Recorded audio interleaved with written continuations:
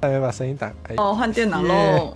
电脑好卡，大家晚安啊！大家晚安，大家好，我是会记列网络合出兵。我们刚刚在聊秋葵的话题，大家知道秋葵的台语是羊角豆吗？羊角豆。好，我们还是正常一点。那今天要跟大家聊的主题就是胸罩，然后在我们在我们等一下开始聊的时候，我会把我们在聊的话题放一个小板板放在中间。那在我们开始真的聊天之前，我们先来请各位来宾们自我介绍吧。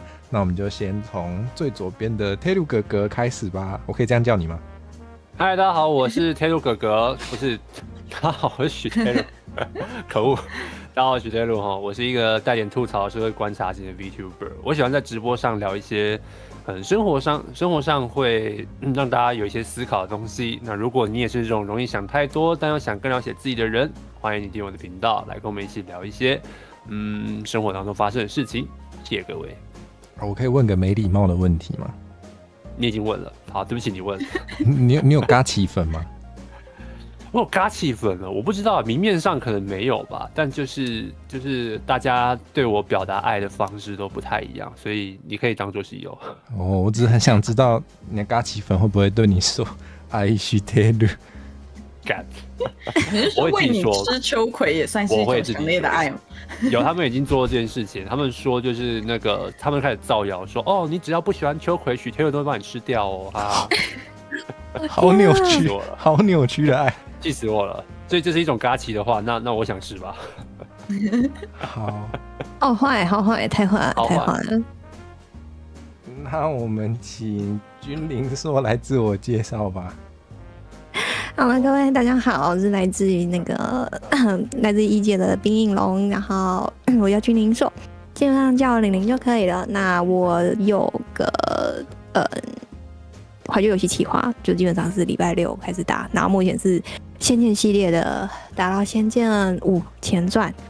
有兴趣的话，就礼拜六再来看看我吧。对，然后最近在碰类魂游戏，有兴趣的话也再来看看我的一些烂操作。太有勇气了。被朋友推下坑，就看他打就觉得哦天啊，好像很爽哦，好漂亮，不行哦，好就这样，祝你活下来。然后我其实让我入坑很快，你只要给我看里面有漂亮的大姐姐的话，我就很容易入坑。漂亮的大姐姐，原来如此。对，好，大家想要虐待林主播的话，请提供有漂亮大姐姐的困难游戏给他。是这个意思吧？我喜欢。狮子哥的黄蜂算大姐姐吗？算，绝对是。太好了。他还好吧，他好像要抗议。他的那个没有，你要看他的对白，他在跟就是一堆 NPC 对话的时候，都有那种成熟有韵味的风范，这样子。哦，对，要用。个人觉得是推荐，私心推荐哦。OK， 好，那因为可能有就是平常没有在看我的观众，今天也有来看今天这个节目，所以我也来自我介绍一下吧。我是陈火蛇，然后我平常除了做一些议题相关的杂谈之外，就也会讲台语。虽然我觉得台语也算一种议题，好，总之对，就是如果你对我只要记得一个标签的话，你可以记得我蛮会讲台语的，不一定蛮会讲的啦，但是蛮爱讲的。好，就这样。够会了，谢谢。好，那我们再来有请卡二斯来自我介绍吧。Hello， 大家好，我是来自永夜国度的蝎娘啊，平常只在晚上大概6点后出没，然后一路出没到早上6点就会开始睡觉。然后我的观众就叫我阿蝎或是卡厄斯，虽然前面还有4个字，不过基本上舍弃掉了啦。但是我开台主要是烘焙，然后做菜。之前是主打电台企划，但是就是最近找人有点苦手，所以目前是暂时小停更，但是下个月会继续开始。那大家如果有兴趣，也可以来看我。好的，以下。最近我可以吗？可以啊，当然可以，欢迎打扰我。好，太好了，又现成又约成联动了。对。最近我的观众好像有人想要叫我吃炸蝎子耶，请问你对此有什么看法吗？我每天都在被观众就是列为食物，然后前阵子刚好有人来谈那个餐点的合作，然后厂家那边是很认真讲说，如果我真的出一道炸蝎子，你的观众敢吃吗？但他们又退缩了，只是爱不够深。所以你可以尝试看看，再来给反馈，说不定可以说服他们，增加他们想吃的意愿。哦，好，哦，交给你了，这重责大任。我再考虑一下，我再考虑一下。我本来以为你会说什么不要吃同类之类的啊，好吧，我没有想到会得到这种答案。不会啦，没在怕的。我杀了一个我，还有千千万万个我。好，那我们就趁着我还没有被迫真的吃蝎子，赶快进入第一个问题吧。好，请问女人为什么要穿胸罩呢？为什么你这发言像什么霸道总裁之类的？真的吗？真的吗？霸道总裁会做台词？你为什么要穿？哦，是断句的问题、啊，原来是断句的问题。为什么要穿胸罩？对。好，为什么、我觉得这件事情蛮有趣的，就是当我们提到为什么的时候，会有一个状况是，对不起，大家听得到我讲话吗？可以啊，听到。OK， 好，对，就是为什么我们会想到为什么这件事情？就是它难道不该是一个显而易见的事情吗？那如果它不是的话，我们今天提出这一个问句，可能就要去你知道挑战胸罩原本的意义是什么？对，对不起，我就做了开头，其实没有要回答这个问题。好像我就没有，因为我没有穿过胸罩，所以我没有办法去回答这个问题。你知道这样很不尊重，就是一个没有穿胸罩的人，然后跑去看嘛。体验一下吗？我不要，我从各个女性同胞跟朋友的那个口中已经得知穿胸罩是一件多么痛苦的事情。我不要。我有逼闪光穿过胸罩。哦，他有心得吗？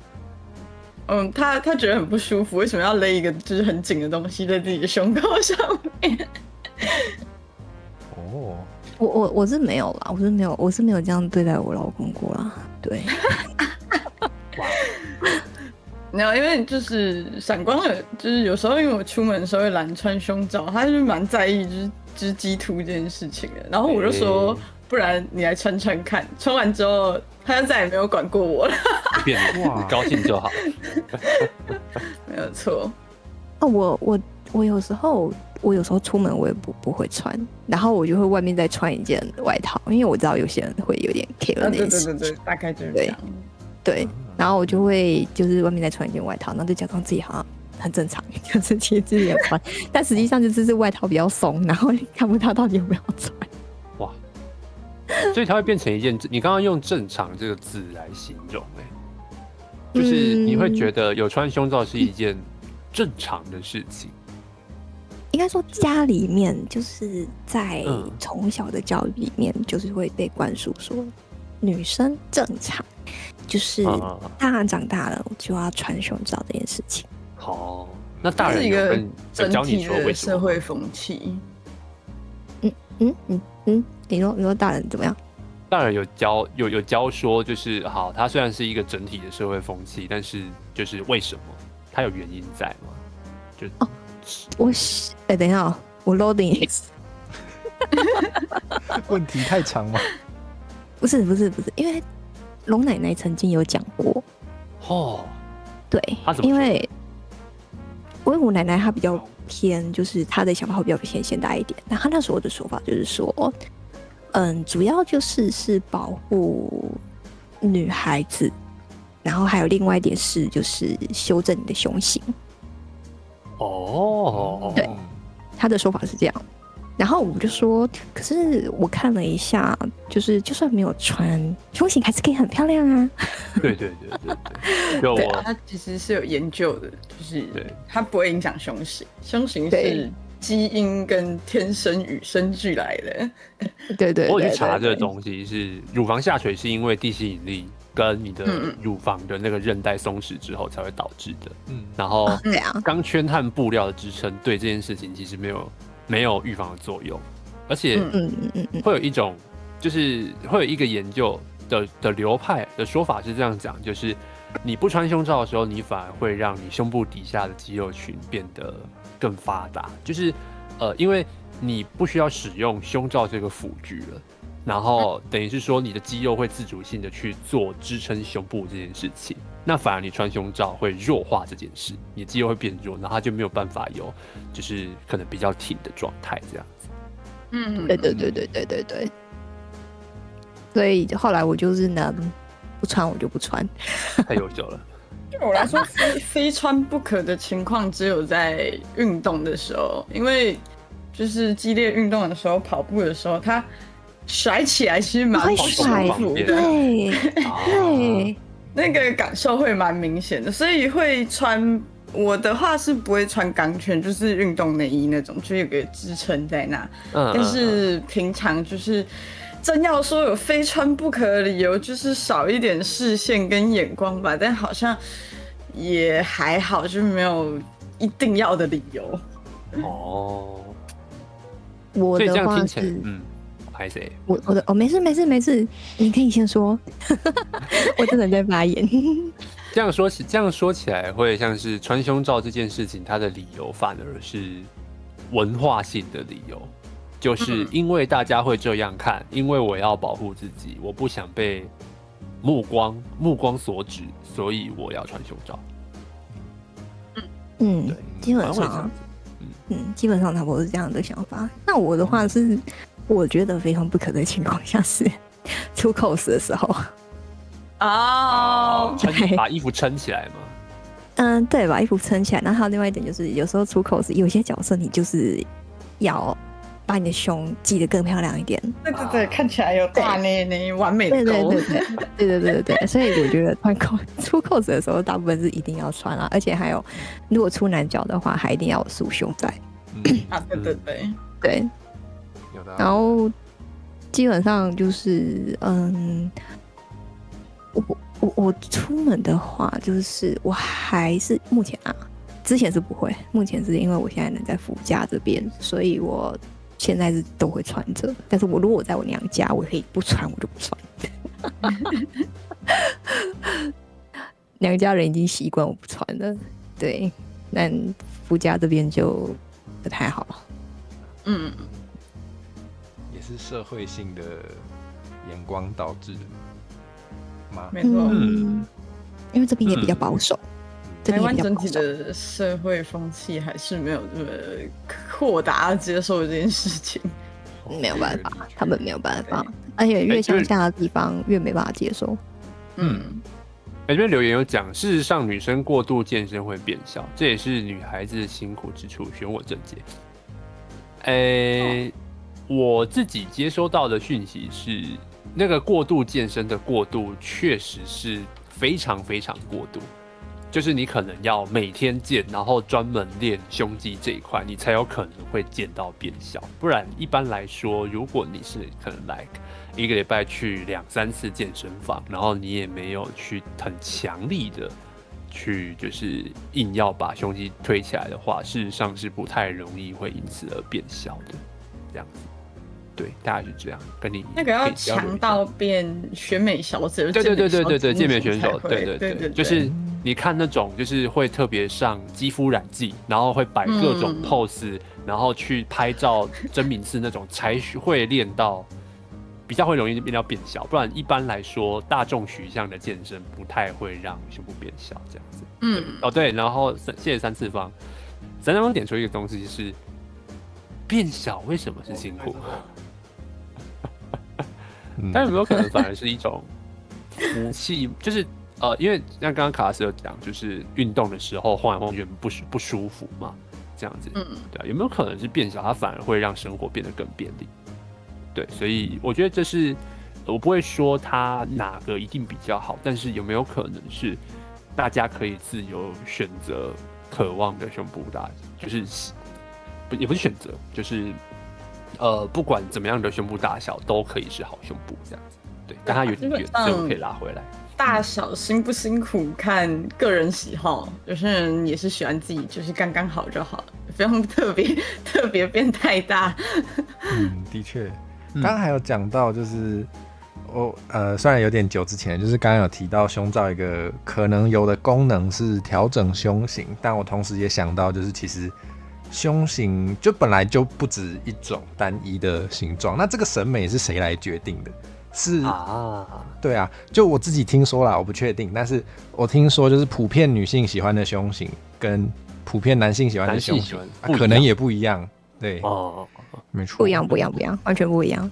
像其实我其实是好的，这要开始铺了我的奇怪癖好。哎呀，我个人比较喜欢就是胸比较大一点的。对，但是我身边的男性朋友他们就会觉得就是可能差不多C 到 D 差不多。所以你超越他们的标准这样。我可能是到E之类的。那这个喜好是基于什么去决定的？比如说你是指外形吗？还是方便程度？还是哪个部分让你觉得E 比较好看？因为我比较常出女角，然后女角方面的话 ，cos 的需求。对，我自己觉得是 cos 的需求。好实际哦，太实际了吧！然后还有就是因为我自己也会穿洛丽塔，所以有些衣服就是如果你的撑起来比较好看，这样对，撑起来比较好看。然后像裙子比较大一点，有没有？你的胸跟你的裙子不符合正比的话，你就会觉得这世界上好像有点怪。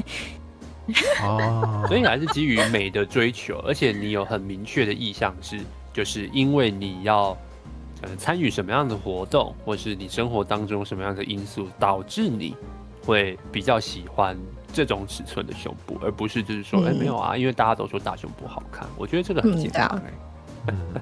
当然一定要有一个原因吧，要不然其实讲真的，我就觉得讲坦白的，应该没有任何一个女孩子希望自己太大。就是生理上的对，好辛苦大家了，肩膀很酸。对，不是肩膀很酸，就是跑步晃啊，就各个方面都很不方便。对，然后睡觉不能趴，然后趴着睡觉的时候怎么？我们以前学校的时候趴着睡觉的时候，如果万一比较大一点的，有个东西把你顶起来。对，天哪，好严重哦！哇，好难想象哦。对我来说，对不起。这是个很明显的两坨障碍物，你知道吗？它会让你被撑起来。对，它就是很明显。然后以前就是很喜欢跑那什么，不是以前很喜欢测那个体适能，女生要跑800嘛。那个是很多，我觉得应该很多女生基本上都是因为胸部被晃到很不舒服，导致于后面可能跑起来会很累。不是，就是很累。对，会不想跑。所以就是大概是这样的观念吧，感觉。因为像我的话，我也是宁愿小，我也不要太大。但我自己的审美会比较那个啦，会比较偏大。其实其实一没有很大，3、4方有提到一其实没有很大，其实还好啦，刚刚好。一其实还好。确实，审美跟自己想不想成为那样子就不一定是同一件事。我对男生的审美也是喜欢瘦一点，但我最近发福了，我觉得减肥好辛苦，虽然不是同一件事。对。而且我最近问了一下身边就是喜欢大胸部的男生，我发现其实很多人不知道，就是下垂是一个正常的状况。就是其实胸部大到一个程度的时候，它可能就是不知道是文化的关系，就是大家看太多可能动漫或干嘛，都觉得就是 A 片的关系，对，都觉得它挺挺的或干嘛。但其实它大到一个程度的时候，它怎么样都会因为地心引力或重量去下垂。它如果是真的，如果里面没有装任何的填充物的话，它其实就一定会下垂。但是很多人可能会觉得就是这样不好看，或者是这样子很丑，但其实它才是一个自然的状况，自然的状态。对，哇，应该说现在太多都是有装啊，看然后到的大家就下意识就他很挺啊，你怎么就是这样子？对，没有，其实正常他就应该会那样。对，我很好奇，卡斯，对不起，就大概有多少比例是这样想的？大概有多少比例？我们群组里面大概有一两位是这么想，然后我跟就是闪光前几天刚好聊到，因为我自己的大小大概是刚刚好，就是没有到太大，大概是 C 这样子，所以没有这个问题。然后前几天跟他聊，他也是以为说就是会正常，不会下垂这样子，就女生的胸部应该是就是怎么样都是维持一个状态。我就跟他讲说。其实它重量，因为它下面就没有支撑物，怎么样都会往下垂。只要没有穿胸罩或什么，它就是一定会往下的。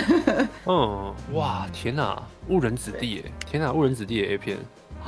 确实，我觉得也不一定只有 A 片啦，就是任何动漫作品里面，或是大家如果没有意识到，我不知道啦，可能有一些人没有意识到胸罩也有把它就是形状改变的功能，对，没有意识到，可能就以为它就是长那样，那就大家不知道。对啊，我记得前阵子有一个游戏画了一个女角，她就是胸部比较下垂，然后就很多男性就是在下面挞伐说，就是胸部为什么这样子，然后很多女性就跑出来说，就是正常的胸部就应该是这个形状，所以也是就是这些事件发现。其实很多东西没有很普及，大家不是很清楚了解胸部的状况到底怎么样。哇，天哪！对，还有人说怎么看乳头颜色判断性基因多寡，好不好？热知识，这个乳头颜色就是跟平常的基因有关系，基本上都是基因，然后还有你可能吃的食物，或是普通的色素沉淀，或是正常的摩擦，都会导致就是乳头颜色有改变，好不好？望周知，谢谢。望周知，没错。穿胸罩也会一直摩擦到它哦。对，没错。好，那我们来进入下一题吧。好啊，虽然我们今天很 free 啦，其实对。好，我有一个辛辣的问题，因为今天谈论的是关于胸罩，那可能基本上不是一个男性会被要求要穿上的东西。确实，我没有。我想问，你们觉得男性有资格参与今天的讨论吗？有的，我个人觉得有的。太好了，没有的话我就要把许哥跟我踢掉了。再见，我直接帮你们放叉叉禁言吗？为什么卡斯会觉得有？我觉得男生跟女生的观点本来就不太一样，而且就是。虽说对女生来说穿胸罩是一件很不舒服的事情，但是老实讲，整体的社会风气终究会影响到很多事情，所以我觉得听各种不同的声音还是很重要的啦。对。而且如果男生今天如果说你说男生有没有资格参加今天讨论的话，那他们就永远就不会知道，就是说女孩子的胸部可能是会下垂的。有道理，我也是这样想。他们还是要知道的啊。我们是周围环境的一环，然后也会有影响力，这样。对啊，彼此交流彼此的想法，这样。没错啊。而且我觉得我们你先。对不起，我们来统计一下，我今天到底要打断多少人？好，多少次？好。大家不要这么毕恭毕敬的嘛。不是的，就 DC 就看不到脸，是想怎样？就是我觉得就像是三次方跟熟人讲的，就是男生更应该讨论，是因为胸罩我认为胸罩这件事情的产生，它有很大一部分是来自于男性的需求，或者是说就是对不起，我要抛出那个词了，就是父权结构底下的一个产物。那如果今天大家包含男性都对于胸部、乳房、胸罩或是乳头这件事情有了健康，我们不会说正确，但是比较健康、比较有共识的、贴近真实的知识的话，那或许这个社会对于穿胸罩这件事情会有更好的发展。所以这是我觉得男生是不仅有资格，而且是有需要去讨论的原因，这样子。我看有观众比较激进一点，那个我个我是觉得男女之间的议题一直以来都不用这么的对立，就是一个社会的形态下，它的风气或是整体为什么会演变成这样子？当然，它有很多要追寻的事情，然后也有可能大家在讨论的父权、女权，但我觉得可以更和平一点。我认为双方都是有资格去提出自己的意见，然后大家互相讨论跟体谅，去得出一个新的大家共同进步可以努力的方向，这件事是更好的，而不是单方面的压制某个群体去表达自己的心声，然后让另外一方觉得不舒服。我觉得它是一个可以很好彼此沟通交流的状态啦，就不一定就是某一个性别或者某一个群体他没有资格发声这样子。而且我觉得如果说你先，I'm sorry， 我觉得永远优先。我个人觉得啊，如果说今天真的要讲到，就是说男方这边可能没有资格讨论这件事情的话，我们其实一直在讨论的平等这件事情，其实就有问题了。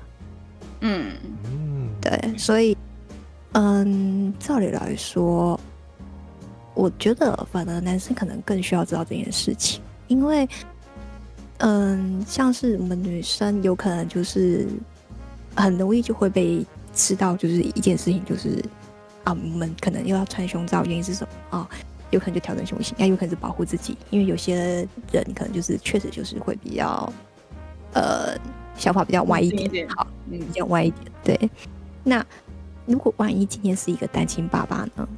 如果今天是个男生之间组成起来的家庭呢？他们要怎么去教他们的孩子？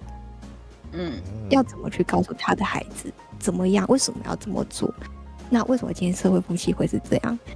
爸爸知道可能你这样穿起来不舒服，但是可能为了一些事情，可是你可能还是要穿一下，或者是如果你有能力保护你自己，你要不穿，那爸爸也不阻止你。但是他要先有这个先辈指示，他才能去讲这些事情，不管穿或不穿。对，他要先理解这个风险。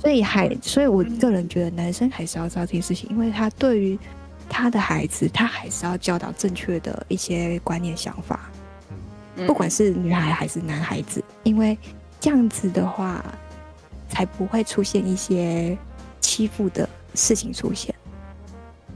对。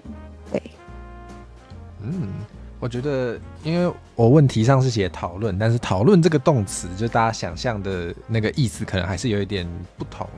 对，所以可能有人提到，就是男性可以在这个讨论中扮演提问者的角色，我觉得有道理啦。就是可能比较不适合，至少我自己觉得，男性在这个讨论中比较不适合做的事情，可能是就是决定你应该要怎么对待你的胸部，就是这可能是那个女性应该可以自己决定的。但是我觉得，如果是作为一个，就毕竟我们的生活经验里面可能没什么穿过胸罩，作为一个来学习，然后来询问你们真正的经验或是想法的这个角色的话，感觉是应该不会有什么问题，而且是应该要做的。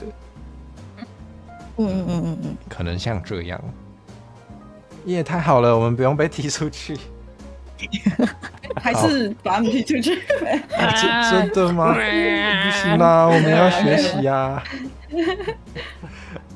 好，那我们就可以进入越来越往核心发展的问题啦。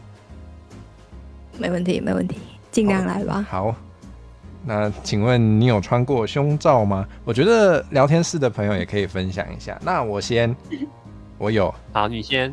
对，因为好说来也没有很话长，反正就是有一些我的观众可能知道，我之前有穿过女装，然后那时候也是为了符合我对那个衣服穿起来的样子的期待，对，所以我有穿，就是它其实不是，好像不是一般就是给女生穿的胸罩，它是有另外有空间可以放那个体积比较大的，那叫什么呢？细胶的，对，对，所以我不确定算不算有穿到，但应该算，对，所以我其实是有穿过的哦。感受如你何？不能在推特投票答对的17人会有奖品吗？没有，没有奖品呢，17个人也太多，我哪来那么多奖品？好好笑哦。啊天哪！那是 cos 服的一种吗？我不确定哎，我没有 cosplay 成特定角色，我就是穿会被定义为女装的衣服。对，虽然我其实觉得衣服可以不分性别，但对，总之就是这样。你说有可能就类似好男娘这种东西吗？好像也不是类似，应该就是吧。他就是就是没有你觉得有些人穿起来的感受如何？对啊，感受如何？蛮勒的。然后我有点忘记了，其实有点久，或许我该复习一下。对，很遗憾我没有复习。对，但我的印象就是它确实会有一个重量，虽然是可能是来自细胶的重量，但是就是会有而且会有一点不太透气的感觉。嗯，对，毕竟就是会很闷多穿了一个东西。对对对，对，没错。没错。我讲不出太多细节，因为对，大概就是这样。那我们的可不行。那我们的许哥呢？对啊，我也很想今天问。怎样？不要被火球传染了，好不好？Taylor，可恶哦，，好好好，不能结果叫哥哥。好，就是我有传过，就哦，我刚刚本来反射性的就在前面的时候说，那个没有穿过的人不能讲。可是我发现，我后来盘点了一下，我好像有穿过，就是我跟我的就是某一任的伴侣这样子，对，他就很好奇就是说，那个不然给我穿穿看胸罩这样子。然后我就有穿上去，然后我前任的伴侣就是他的骨架比我还要小，对，然后所以我穿起来其实非常的紧，就是非常紧，然后我也没有办法接受，就是我最不能接受的是肩带，我觉得一直勒在那边是一个挺不舒服的事情。对，然后我的印象就这样子而已。其实后来我那个没有电，我那个没有电洗脚，但是我觉得我的感受应该跟火车是差不多的，大概是这样。对，喂，我突然觉得我们两个更有资格参与讨论了。那很好，做好做满。是不是没有想到你们都有穿啊？我也没想到，对啊，就是穿有过而已啦，对，穿过这样子。我也没想过两位男士可能有穿过这件事情，真是抱歉。因为顶多可能知道的可能会是穿内衣类的，就是有些男生可能会在意自己的那个，对，有些男生可能会在意自己的肌凸问题，然后就可能会穿一些背心这样。哦，对。我蛮想知道，就是刚刚我跟 Taylor 有讲到一些我们自己的经验，那你们有觉得有什么是我们忽略的吗？就我觉得穿胸罩好像差不多就是又紧又闷又勒，又勒，然后尤其是夏天的时候又多一层，然后它如果有电的话就更热更闷了。对啊，对，没错，但就穿胸罩大概就是这样的感觉啦。推荐没穿过的朋友可以穿穿看。哦，没有错，就多体验一下吧，尝试一下啊。有观众想体验的话，对不对？快点去买一下。对啊，我觉得不用买太贵，一件100块就好了。对，便宜的390有一整套的，可以考虑一下。一整套，他要穿一整套。对啊，女生那个就是因为我为什么要自曝这种东西？但我都开始，就是因为我有就是我之前有担心我的那个周边商品卖出去的力气要穿女装，所以我就有买那个你知道整套，你直接先买好了。我先买好这样，就是反正我朋友怂恿我这样子，然后说买啊买，我帮你拍照这样子，对，然后总之我就买了，就是算类似丁字裤的那种东西。哦，现在超不舒你可以买三角裤啊，为什么要买丁字裤？你想穿？反正不是他就是，反正那是我朋友推荐，我不管，反正我要把他想看你穿。干闭嘴。对，总之就是，然后就是我就去穿，我就想说，我就穿上去之后，我就觉得为什么会有人类想要，就是为什么会有人类发明这种东西？它就是毫无意义。对，就是这个东西不应该存在于这个世界上，就是丁字裤这件事。好，我分享我的心得了，抱歉。除了胸罩，我想额外就是分享一下，男性内裤真的很好穿。我现在就是完全不穿女性内裤。哇，男性内裤会比较通风一点。会就是又通风，然后又不会卡屁股啊，对对啊，对比较不会吃进好去。快乐哦！我自己其实也有点想换，但是我的一些就是女生就会有的姨妈来的那个问题，所以我就都没有穿，因为我的状况是时多时不多，然后有时候会很短，有时候又很长，所以就是不稳定，所以不适合。对，你有考虑你先。就完了，我挤满3点，对不起。你有考虑就是你知道碟片、月亮杯或是棉条吗？我不喜欢有东西塞。对。好，就这样。好，对不起，我只是想问这个而已。卡老师，你说吧。而且那个比较容易感染。对。我强烈推荐你生理期的时候可以穿那个生理裤啊，吸血月亮裤。现在已经有一个，就是它就有点像内裤，然后就穿上去，真的是不管你怎么翻怎么转都不会侧漏，它根本是神器，我知道，我知道那个，但是因为我自己之前囤了一大堆的那个凉感的卫生棉，对，有凉感卫生棉我自己囤了一大堆，所以我现在目前没有买。好，总之他囤了，好，那就没办法了。对啊，等用完库存，就用完库存之后再看看。好，那我们来下一题吧。你有想问什么吗？我想一下。好像有用过第一代月亮杯拿出来痛死我，现在建出来，哇！那个要有技巧啦，就是他现在有改良过了。总之就是你可以比较轻松的去折叠它，然后把它折成，就是我记得是对折再对折，不是那种对折再对折。对，好，然后就是把它卡进去之后，它就会自动展开，能够帮你去承接住就是它的东西。但没关系，就是它确实是一个，不管是棉条、碟片还是杯，它真的都是需要突破一些东西，突破一些门槛才能够使用的，就是你要逐渐上手。因为我身边的女性朋友其实都有使用过，对，所以还是有人会选择一般的卫生棉使用这样子。但就是让大家知道，你其实是有多元的选择可以去承接你的经血的这样子。对，就这样。对，但基本上就是如果啦，因为我自己听说到的，像是棉条或者是月亮杯之类的东西，有些人是用了之后，他会不记得自己有用。对，就是没有感觉。对，他们就没有感觉。对，我没有感觉，他忘记拿出来，那他就很容易会变成就是感染，因为他那个一直累积，对，他就会忘记拿，然后就会感染这样子。所以基本上我听到的真的有样用的是游泳队的人。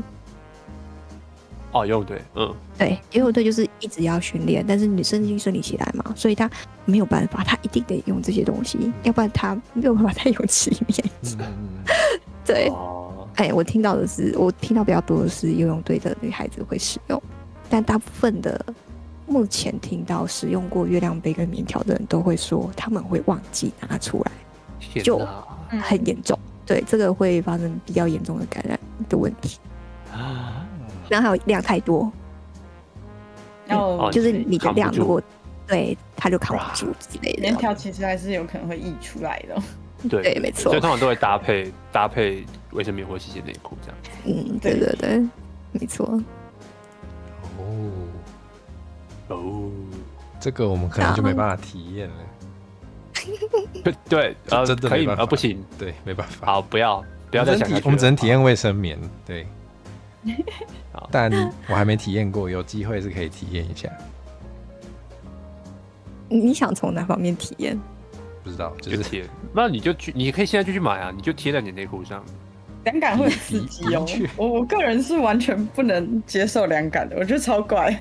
凉感很舒服啊，我不能理解，我觉得就是它很像在那边抹了什么万金油之类的。万金油那么凉哦，我懂，对，还蛮凉的，你可以选择没有那么凉的吗？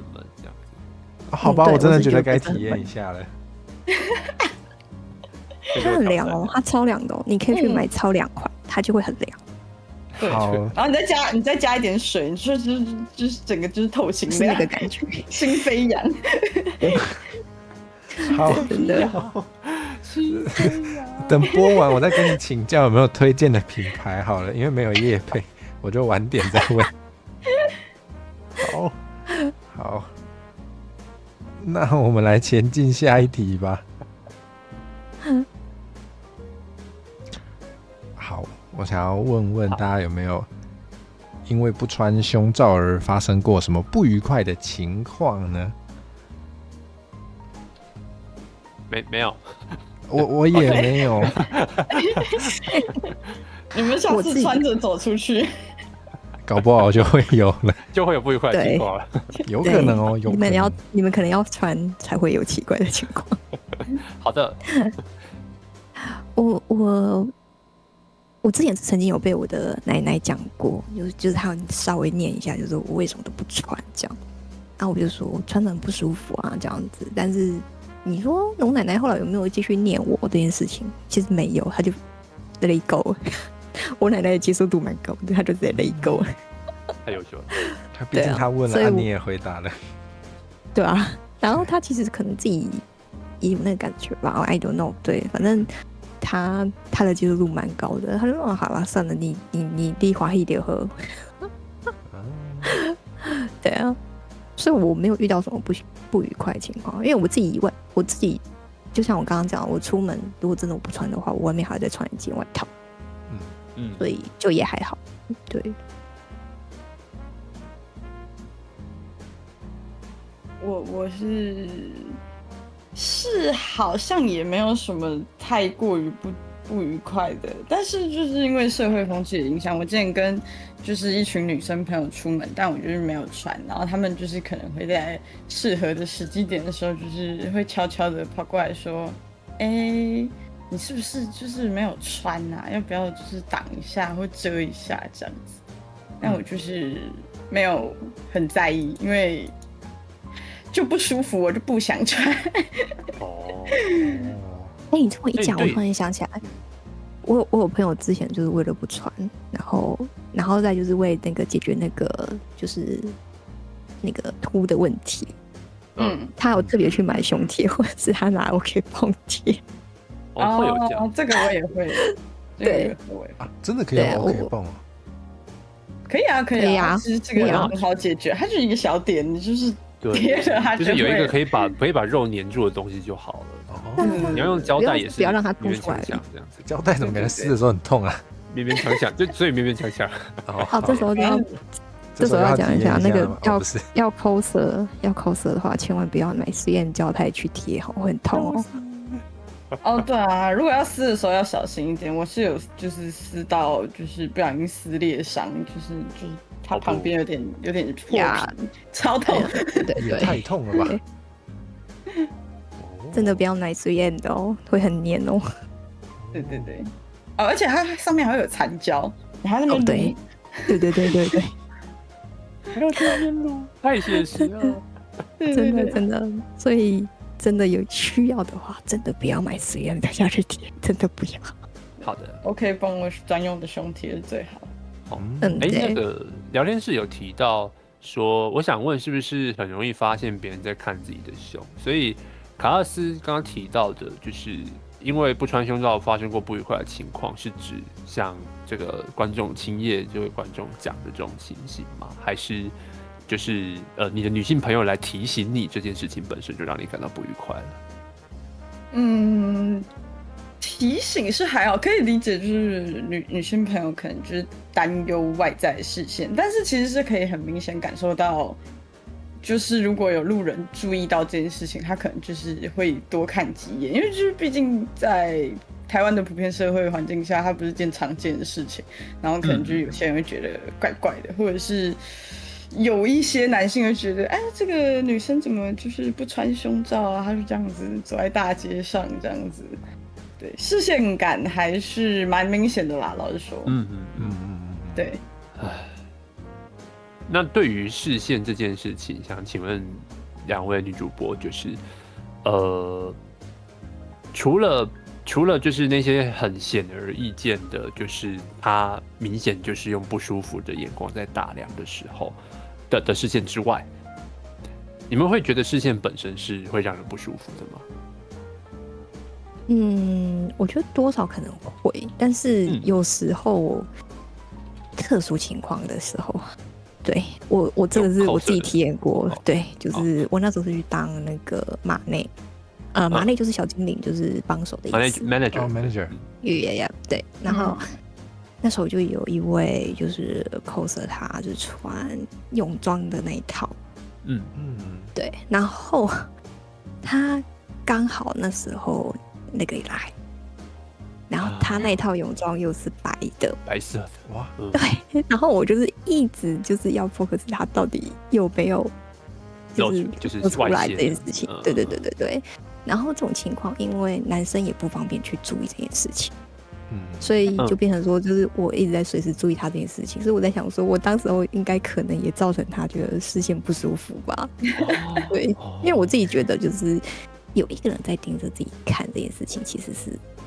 确实是有点不太舒服。但是如果是知道自己的情况下，然后盯着自己看的话，有可能就是人家只是善意，就是为了以防你有什么样的状况，所以就是一直看着你。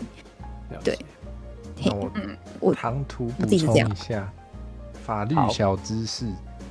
盯着看有在性骚扰的范围以内哦，它叫做不当凝视，就是如果你一直盯着某个人的特定部位，尤其是通常就是大家认为比较隐私的部位的话，这个就算是不当凝视。如果当事人感到不舒服的话，它其实是算是性骚扰的。没错，是可以提告的哦。虽然可能举证困难，但是它算。对，对，就事实行为上它是这样。是的，对。但那时候因为是拍那个，就是拍就是泳衣，又把泳装类型的，你会整个不知道你眼睛要放哪里。简单来讲就是这样。对，可以放因为你放哪边都是错的。那像这种情形，你们会推荐其他人怎么样去欣赏呢？我是觉得拍摄比较还好一点，毕竟就是马内嘛，就是得随时去关注模特儿或 coser 的状况，所以比较还好一点点。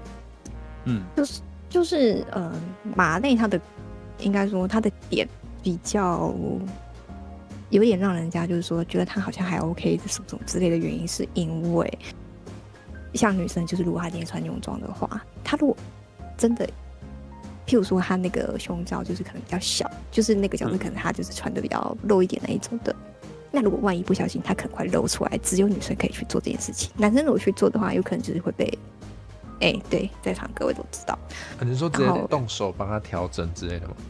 就是对，就是我们基本上都是会先提醒。我是认真问，我是真的不知道。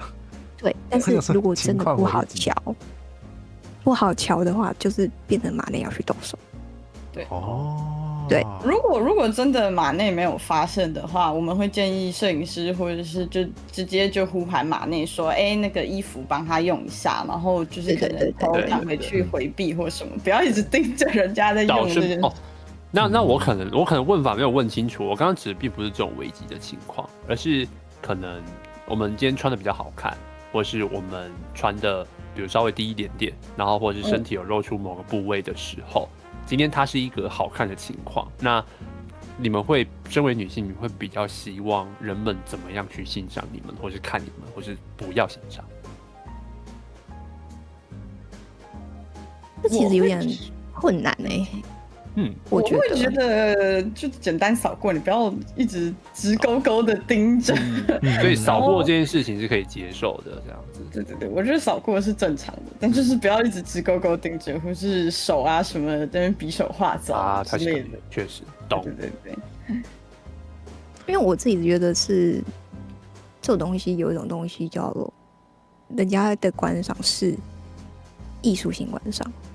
那有些人的观赏确实不是艺术性观赏，两边的就又不一样的状态了，所以我觉得有点难说。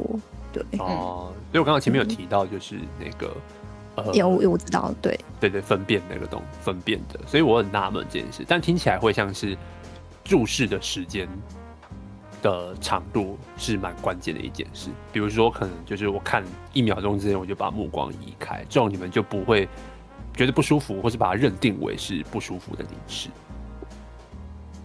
其实我觉得这要看每一个人的定义界限。所以还是会有落差这样子。对，我觉得这还是要看每个人定义界限，就是没有办法去讲那个，就是可能大家都能够接受的原因，的状态。好的。虽然这样说很唐突，但是我自己如果遇到不确定的情况，我就会盯着他的，就如果我一定要把眼睛放在他身上某个地方，我就会盯着他的脸。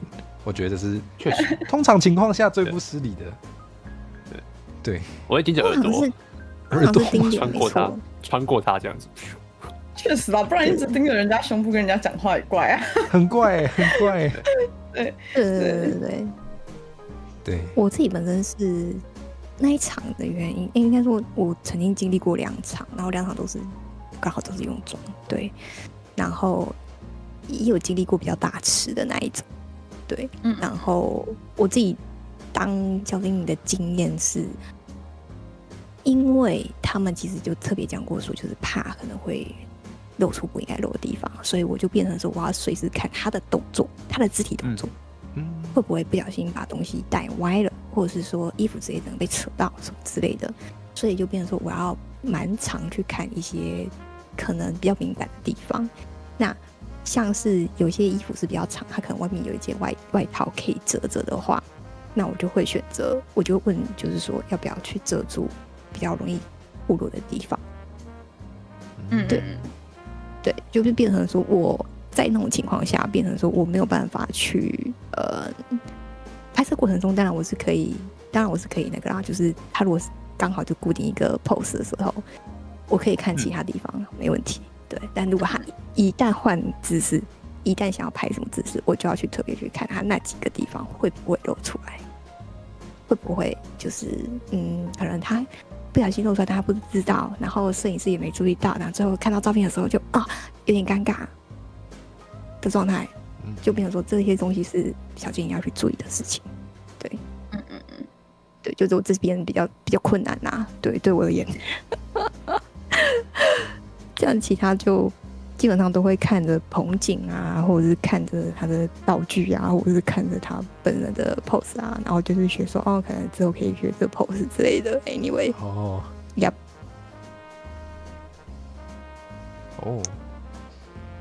猫猫卡爱说，好像有女性来提醒会比较安心。之前有个陌生的男生跟他说，附近的女生好像经血有渗出，可不可以去提醒他？我觉得的确啦，就是绅士。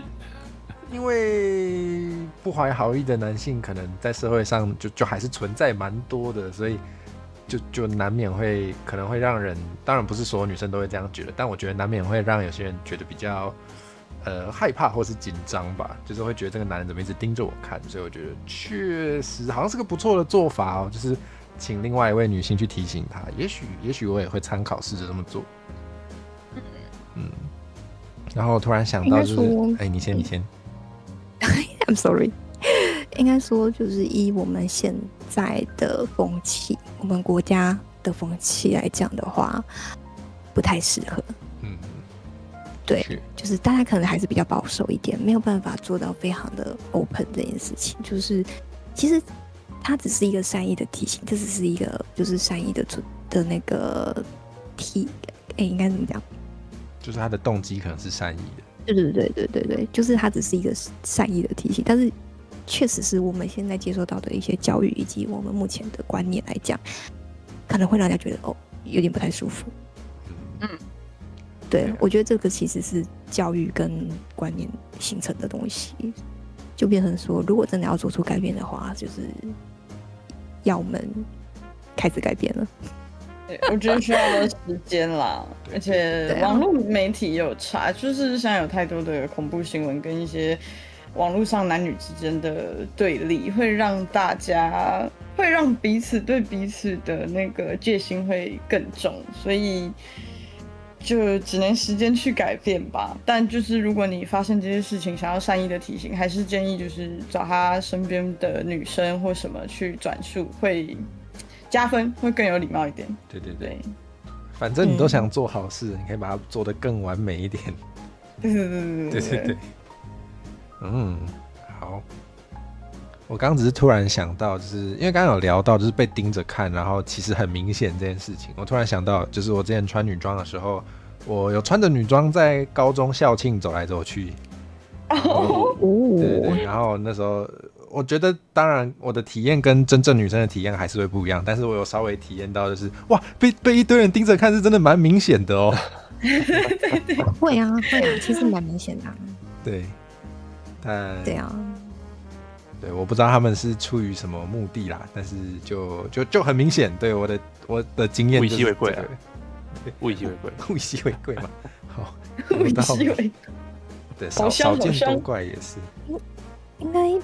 应该就是为什么那个男生怎么会穿女装，大概是这样的想法吧？是吧？就是会很好奇说，他在做什么这样子。而且如果你又化妆，然后你本身就妆容还其实蛮漂亮的话，大概有些人会想说，到底是男的还是女的？对，这真的我会。你说你会盯着我看，然后想说我到底是男的还是女的？对，我会开始分。对，我很抱歉，但是我真的会开始辨识说，这个人就是他的各项特征是什么样子呢？然后我就对不起，我真的很抱歉，但是我真的会开始观察他的身材。就是胸腰臀腿，对，胸腰臀腿，然后去看说，他肌肉分布比例，然后他的通常是脚踝、手腕、脖子，然后还有他的那个就是脸部的那个骨型，然后喉结我会看，但是有时候我也看不出来，我不知道为什么，但是有时候我也看不出来。那反正就是去抓他是男的女的这样子。对，你看得好细哦。因为就是只凭一些东西。只凭一些东西真的很难分辨。像我有时候在路上也会，我有骑机车，然后我就会突然看到，就是有一个很长的腿这样子，然后我会下意识反射说，这是女生吗？不对，我就看她的穿着明明是男装，就是世俗定义上的男装，我就会开始去想说，好，这个人是谁？然后因为通常戴安全帽，就头发没有办法分辨，所以我就会开始去抓各式各样的细节，这样子。对，这是一个习惯，跟大家分享。我说你下次遇到这种告他不是，虽然我们才第一次联动，这样我不会，不是，我都是会在对方的视线范围之内去做这件事情，就是反正就是我会尽可能的不让对方发现，不是那种自以为没有发现，而是真的是我自己都不是很确定我到底有没有看清楚的那种看，这样啊，对，略懂。OK， 就这样。我只是虽然第一次通话就这样拆人家，不是就这样吐槽，好像蛮靠北，但是那个头发的部分，因为我以前也不是以前啊，对，我以前在咖啡店工作的时候，我那时候就已经是留长发了，然后就有一堆人以为我是女生，我觉得超好笑的。好笑的点是他们会先说小姐，然后我开口跟他说你好，想要喝什么时候，他就很紧张，然后就不好意思先生，但其实我根本没差，但我觉得他们紧张这件事情很好笑。好可爱天哪！好，这个非常无关的分享。哇，完了，又要被痛扁，他们每天都在。算了。Taylor 这样算长发吗？你说我这样子吗？对啊。我先吐槽一下我自己。那个现实生活中不会有人留这样的发型，谢谢。好，有啦。不会有人把2条鬓角留这么长。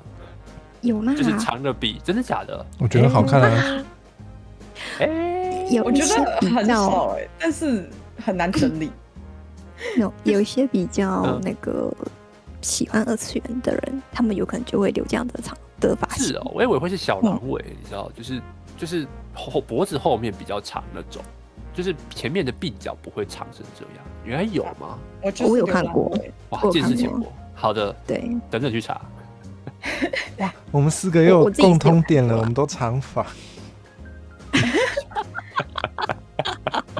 你那太勉强了吧？你那可以吧？那还有什么？我们都不是人类，这样可以吗？好，谢可以谢喽。可以可以。 OK， 好，没问题，没问题，没问题。好耶我们来下一题。等一下哦，好，所以嘿，大家，所以大家就是对于不愉快的经验是，就也还好。对策的，对啊，我们好像还没讲到对策，刚刚有讲吗？我因为我自己本身算是没怎么遇过，但是我如果自己遇到的话，我可能就是敬而远之，避而远之之类的。哦，就是对啊避开，不会谴责这样子。对啊，对对对，不会啊。因为如果说你真的要谴责他，他就跟你讲我没有啊，我在看你隔壁的啦。举证困难，举证困难，举证困难哦，对啊看对啊举证困难哦。是真的是真的。台湾还是比较避俗一点，他们大部分就是视线感比较重，但不会直接杀到你前面来跟你讲说，你怎么这样子？对，这个也太欠揍了吧错哎， ？OK，举证困难。好，好，好，那我蛮想问问大家，选择穿或不穿胸罩是因为什么考量呢？我选择不穿，因为没有人逼我穿。我要谢谢。学他，我要学他，真的啊我跟他一样。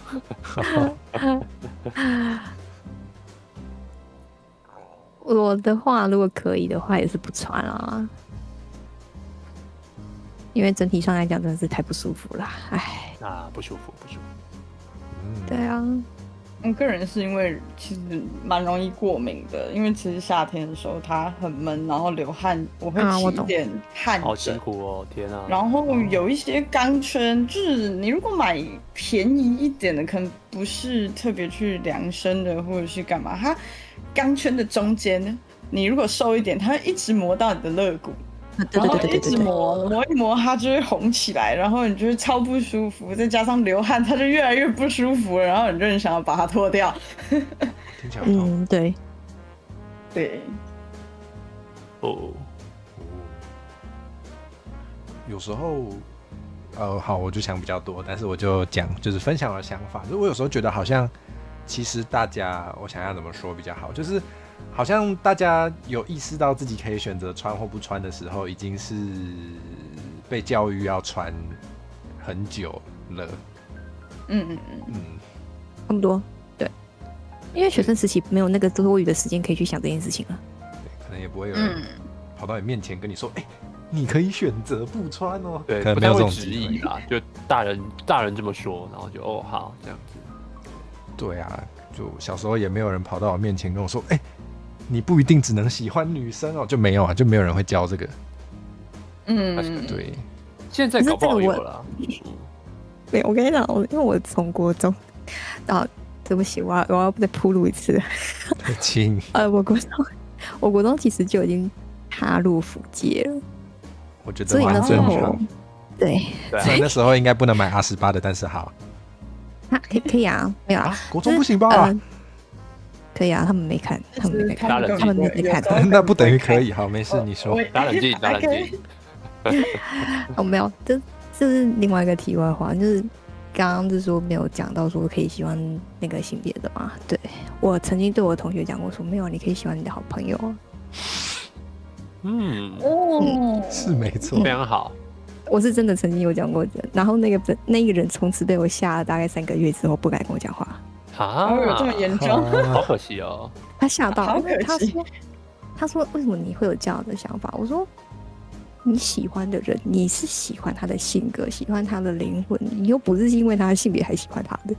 对啊，真正喜欢上一个人的时候，你不是因为性别而喜欢他，你只是喜欢他的性格，喜欢他的灵魂，喜欢他跟你聊天的方式，你们相处下面很舒服什么之类的。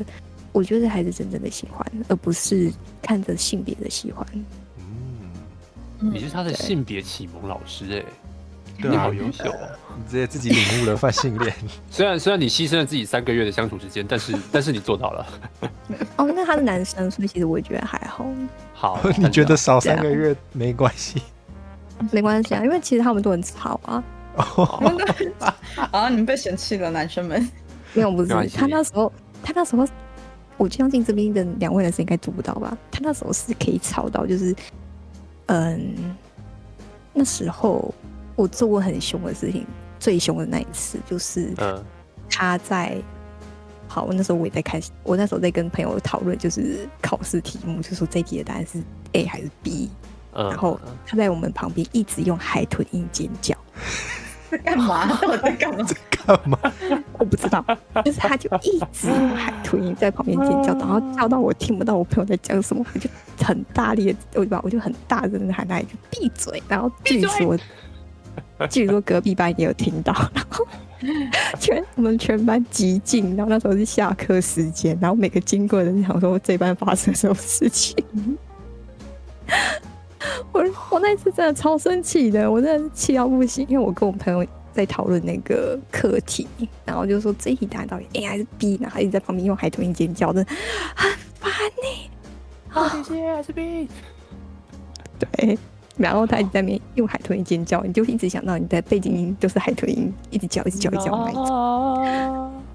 没有，他没有旋律哦，他没有旋律哦，他没有旋律，他甚至没有旋律吗？对，他没有旋律。看来就是纯粹想乱而已。我那一次真的是我爆发的最大的一次，对啊，他现在还这还好吗？他还活着，好他还活着，他活得很好。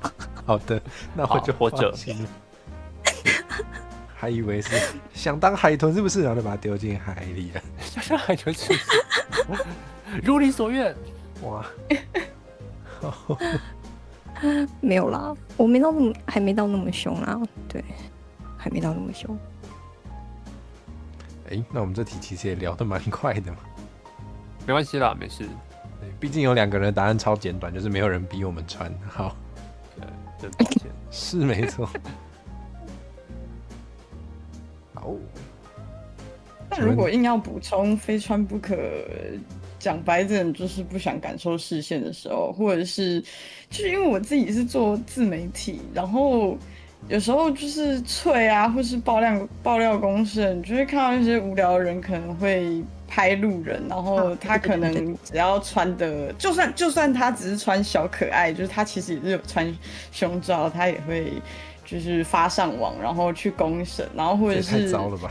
有些比较极端的男性分子，我相信大家应该有听过，就是他们会讲说，你自己要穿这么露，就是要接受可能被骚扰或干嘛这类型的极端分子出现的时候，你就会告诉自己说，还是穿一下好了，因为当然他们不是正确的，可是如果有时候风气环境是这样子的话，你保护自己的下策就真的有时候是包紧紧。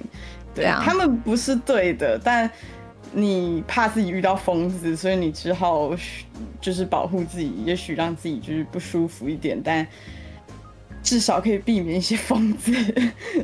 对，对啊，有些女生也会这样讲，但是通常这些女生都是比较有些年纪的啦。对，女人也是很喜欢为难女人的。对，就是大家可以思考的事情是，为什么这群人，不管是脆啊还是爆料公社也好，他们为什么会把不穿胸罩，或者是说你说就是可能乳头解放，让乳头有就是激突的这种可能性，把它视为是一种可能不检点或是应该要被骚扰的事情，就它牵涉到的是大家把可能女性的上半身只有女性的上半身把它视为是一种跟性相关的连接，才会产生这样子的想法。然后可是很吊诡的一件事情是，男生没有这样的限制，就是男生有胸部，女生也有胸部，男生有乳头，女生也有乳头，为什么男生那女生要穿胸罩，那男生是不是应该要穿胸罩？嗯，对，它是一件吊诡的事情。对，所以如果你对于就是可能啊为什么不能看啊，或是为什么不能说他怎样怎样，你感到疑惑的话，你可以开始思考这件事情，就是好，就是为什么只有女生需要就是被这样子的眼光看待，然后被迫必须要因为其他人的眼光而勉强自己去穿不舒服的胸罩，超级不公平的。对，的确，我刚刚仔细想了一下啊，我自己本人啊，对我自己本人，我刚想了一下，如果男孩子他长得是比较漂亮那一种的话，他也有可能会遭受到这样的对待。怎么说？你是说就是因为是我觉得是一种视觉上，人家觉得说哦她很美，然后他就会觉得她的什么事情都很漂亮，然后进而就是有些人会觉得说哦她其实是一个艺术，但还是会有人会觉得她就是一个性的感觉。我觉得性这件事情会被人家应该说女生基本上会被人家定义为性的原因，就是因为很多其实我们的传统或者是神或者是一些奇妙的传说 anything， 基本上只要说要跟性有关的话，都多多少少都会讲到，就是他可能就是袒胸露乳之类的问题。然后就会被，然后基本上大家就会觉得说，哦，这好像就是跟性有关，对，但就是一个很妙的状况。但我刚刚仔细想了一下，如果是男孩子，你长得太漂亮的话，你好像也是有可能会有这样子的状况发生。感觉好像在以前留下来的传说里面，不管是哪一个文化，好像多少都有一点，就是比较漂亮的男生也可能会被强迫做一些跟性有关的活动，是像这样子吗？差不多，对。对啊。我觉得有点像马自己说的，被当成就是某种欲望投射的对象，有点被物化了吧？也不是有一点就被物化了。对，所以他在看待他们的时候，这些漂亮的存在的时候，并没有把他们当成是人去看，而是一种性的存在或是性的工具去看，这样对，差不多，对，对，长得阴柔的男生确实好像也蛮会被骚扰。对啊，的确。这是我突然间想到的啊，因为刚刚就是那个不好意思，我可以再喊一次吗？我们的许哥哥他在讲的时候，我突然间脑子里闪过的是那个，就是如果是长得比较阴柔一点，然后或者是长得可能比较可爱一点的男孩子，会不会很容易被这样子对待？对，但是好，我突然间想起最近发生的一件事情，这件其实应该大家都知道，在对岸近期有发生一件很大的事情。对，哪一件？太多了，对不起。我知道有一个男性艺人是呀，就是男性艺人的事情，很像是被剥夺了生命。好，对 ，OK。仔细去看一下他其实也是比较算漂亮方面的。如果你仔细去欣赏他跟他的那个一些照片，还有他一些剧照那些有的没有的话，你去看一下，他可能就是比较会定义在他是漂亮的那一个点。对，那他会不会其实真的有可能是被迫的 ？I don't know anything， 但他确实遭受到这样的对待。对啊，所以男孩子们不要觉得自己没事哦，好，自己比较可爱的，自己比较正太脸的，自己比较漂亮的，自己保护好自己。一定是男孩子。对，这么可爱，一定是男孩子。小心哦，要小心哦，哈，不要觉得自己没事哦。我一直好想去那个外国的裸体海滩看看。我也很想去，我觉得应该蛮有趣的，蛮棒的。对。虽然我本来有想要把一本关于今天的主题的书读完，但我其实没有读完。但是总之，你到底要一点点，到底要怎样？对我讲话都讲很多不必要的那个前情提要啊。总之就是，我刚刚听大家的想法，我也想到一件事情，就是女生的胸部跟性被连接起来这件事情，可能不是那么理所当然，它其实可能是一个长期的文化上，或者是我们一直收到的观念导致的结果。就你想想，就是啊，我也不知道怎么说就是我就觉得它没有那么理所当然了。就是你说摸胸部可能会产生快感，男生的胸部也会有啊。对啊，对啊，对啊。然后你说什么？他可以在就是比如说做一些跟性有关的活动的时候，可以怎么说？就做这些活动的时候可以参与，不是手也可以啊，嘴巴也可以啊。为什么平常大家不会把手跟嘴巴包起来？我觉得就是大家。如果跟我一样很喜欢多想一些问题的话，有时候可以试着想一下，有些事情也许不是那么理所当然哦。我可以稍微回应一下这个东西是，很简单的东西是，因为在古早以前，大部分的情况都是由男性去掌握权力的高位，他们就是政治上的。经济上的、家庭上，甚至是教育以及资源，就是以前女生是不可以读书的，对。那在这样的情况之下，女生还是有一半的数量，就是一半的人口左右。那这些女生会怎么样呢？她们会被赋予一些任务，相夫教子，然后还有最重要的就是成为生产的，甚至是性的工具。那虽然现在已经已经进步很多了，已经改善很多了，但实际上这样子的影响还是没有消除。所以我觉得，就是女性的身体或者是胸部这件事情会被跟性连接在一起，我们把它叫做性化。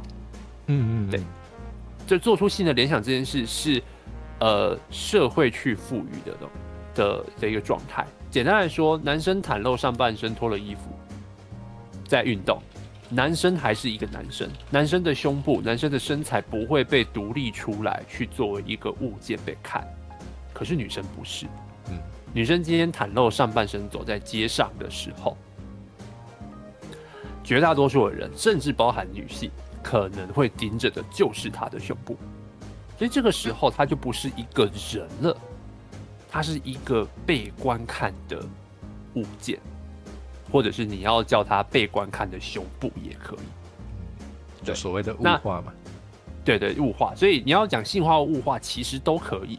对，那为什么会有这样子？为什么男生不会，女生就会呢？很简单，因为长期下来，在刚刚讲的那些社会结构底下，女性就是作为偏向性，而不是偏向女被去看待的。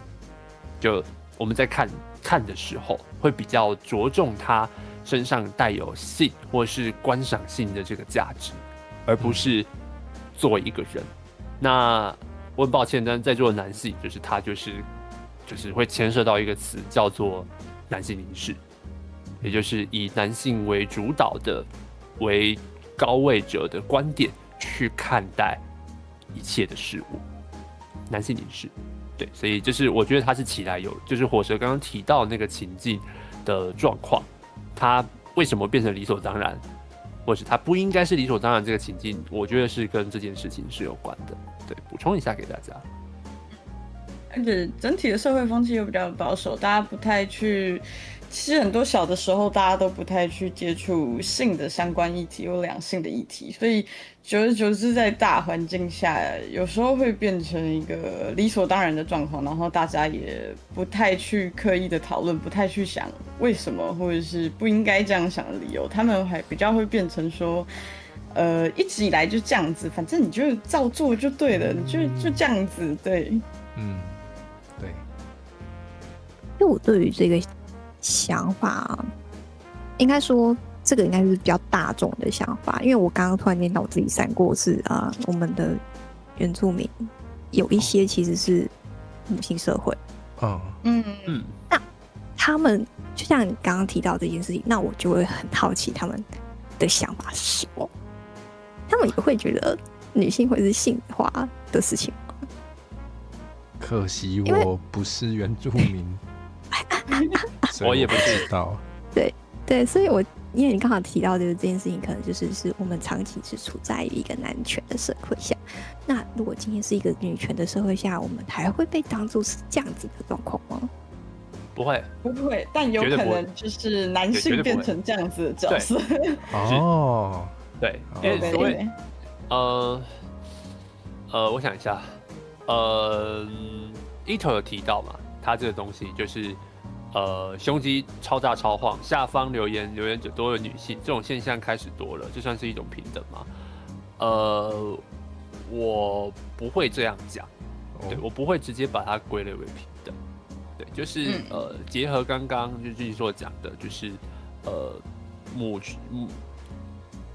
系社会，我不爱讲女权社会，因为就是对不起，在我的印象当中，女权它是指说就是女性争取她们本来应该有但是失去的权益叫女权。对，没问题。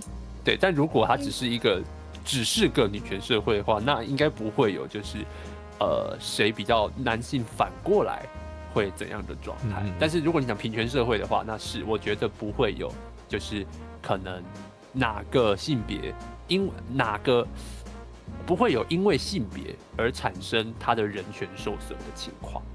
对。那至于伊头讲，那天到伊头讲的，就是这是一种平等吗？我觉得不见得，因为本来在异性恋霸权的社会，也就是异性恋为主流的社会当中，就是大家都会比较倾向于看异性的肉体，就是女生看男性，男生看女性。然后，所以你说，留言有看的多为女性，这是一件，异性恋霸权底下的正常的状况。所以你说这是一种平等吗？我不会直接连接在一起。对，那至于女性的限制慢慢解除，不算是权力的倾斜，逐渐回正嘛？就是我可以回应你的事情是，就是只是留言看影片这件事情，我不会把它就是定义成一个权利，因为你用的是那个你用的是 power， 对，你用的是 power， 对，这是我的回应。对，好，我想到可以举一个我的观众比较能切身体会的，就是如果今天陈火蛇 po 了一支就是以台语为主的影片，然后很多人留言说哇讲台语很赞呢，就这跟那个真的有很多人很自在的在公开场合用全台语讲话，这是不一样的事情。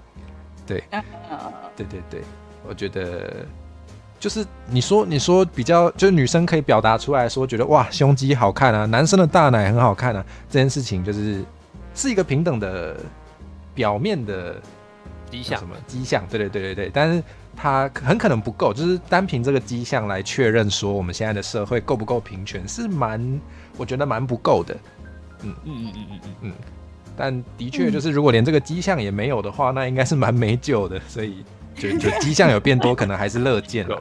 对，是。就如果你说就是好，今天本来男生会抨击女生，对，你们怎么可以垂涎男生的鸡鸡，就是胸肌这样子？如果本来有这种情况，然后它消失了，那我可以跟你说，哦，对，它的确趋于平等了。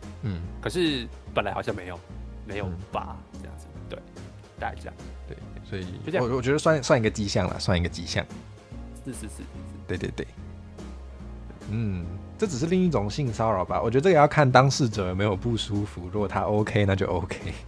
对，如果他就是有些人就是跑出来想要被，对，如果他表达他的不舒服的时候，大家还这样子的时候，那当然就是一种性骚扰。但如果就是当事者还好，他也没有表态什么，那我觉得就是也还好。对，就是可有时候没有戳破，但是有些人就是明明知道 po 上，明明知道自己正在把自己的身材 po 上了公开的地方，那他就是已经准备，我们应该是预设他准备好被观看了。那至于怎么样去评论，会不会让他感到舒服，那这个就会每个人的标准就长不一样。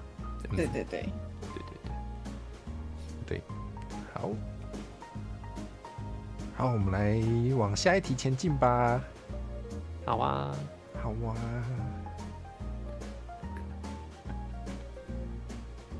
各位可以接受伴侣平常不穿胸罩吗？我们女生也要表态啊。我觉得你们也可以啊。你们可以是双性恋或同性恋，对。对啊，我之前做我是泛性恋啦。啊，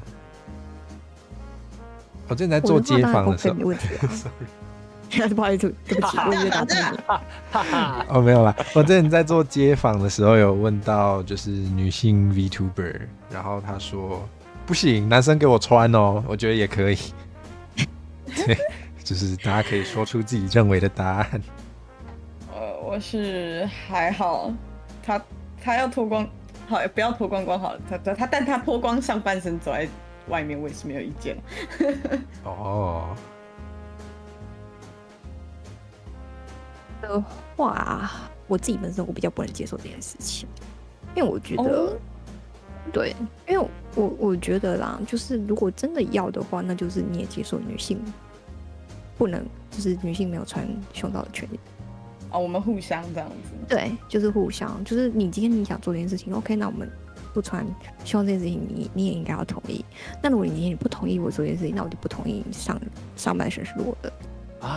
讲求一个公平，对，权力对等，对，因为讲坦白一点，就是你这样子感觉就是你在我觉得就是有一点点，其实在让自己处于一个下风状态。如果我们的女性一直都觉得这样子是 OK 的话，那我们可能在做胸罩，可能开放，也不是说开放。就是解除胸罩这件事情的话，它可能就会更短，他可能就要花更长的时间，所以变成说我们也要去抨击他们自己的行为。对，因为这件事情讲坦白一点啊，我讲坦白一点，这件事情我自己的想法是牵扯到小孩子今天不要管是说是男是小孩子，今天小时候看到好爸爸都是这样子，那他会不会觉得我以后也可以这样子？对不对？他会觉得说啊，我以后长大我也可以把衣服掀起来，反正爸爸都把衣服掀起来啊。的确，OK 吗？身教。干嘛这样 OK 吗？对不对？对啊。所以就是有时候其实身教其实很严重，他没有你们想象中的说，好像我的一些行为并不会影响到孩子，其实会。对，他们都看在眼里。对，他们都默默在学。像爸爸怎么对待妈妈，有些人就觉得 OK 啊，那我这样对待妈妈，妈妈也会对我同意，所以他就可能会比较撒泼，就是在那边闹，比如说啊，你不买给我怎么样之类的，我怎么样这样，肆意妄为。对，所以就是我觉得这件事情其实是还蛮严重的啦，对，我觉得就是关我屁事，就是。对啊，那是他的事情啊，就是为什么是我要来接受？不对啊，不是胸是他的，胸罩也是他的，要承担的东西、要承担的责任跟眼光也是他，为什么是我来决定啊？就是我接不接受关我什么事？关我什么事情啊？好崩溃哦！对，就是他如果就他是个成熟大人了，对他应该要是个成熟大人，对那。就是他自己能够去设想，是说好他要不要穿胸罩。当然，我可以喜欢或不喜欢，可以，但是接受吗？我觉得这不是我要不要接受的问题，而我不能接受又怎样？我同意。难道我要对？难道我要扯下来吗？难道我要就是，或者我要穿上去，我要帮他穿上去吗？不行嘛，身体是他的，各位朋友们，身体是他的，对，所以作为一个异性恋的男性这样子，我也觉得那我这是他事情，对。然后我稍微回一下刚刚提到的，就是第一个是把照片 po 上网，准备好被观看，有一点危险的想法。我觉得不会，对，因为我说的事情是把照片 po 在公开的平台上面，对，那它一定会被观看，所以我讲的是准备好被观看。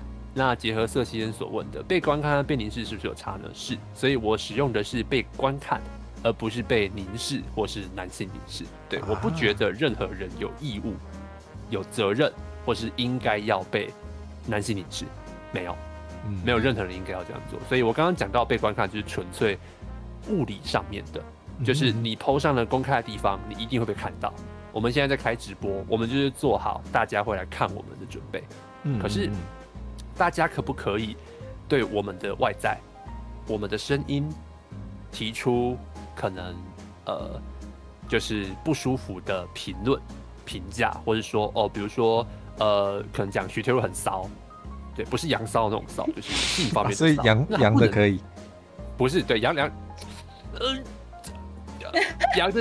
也好算了，好，他可能会不舒服。你让他陷入了纠结。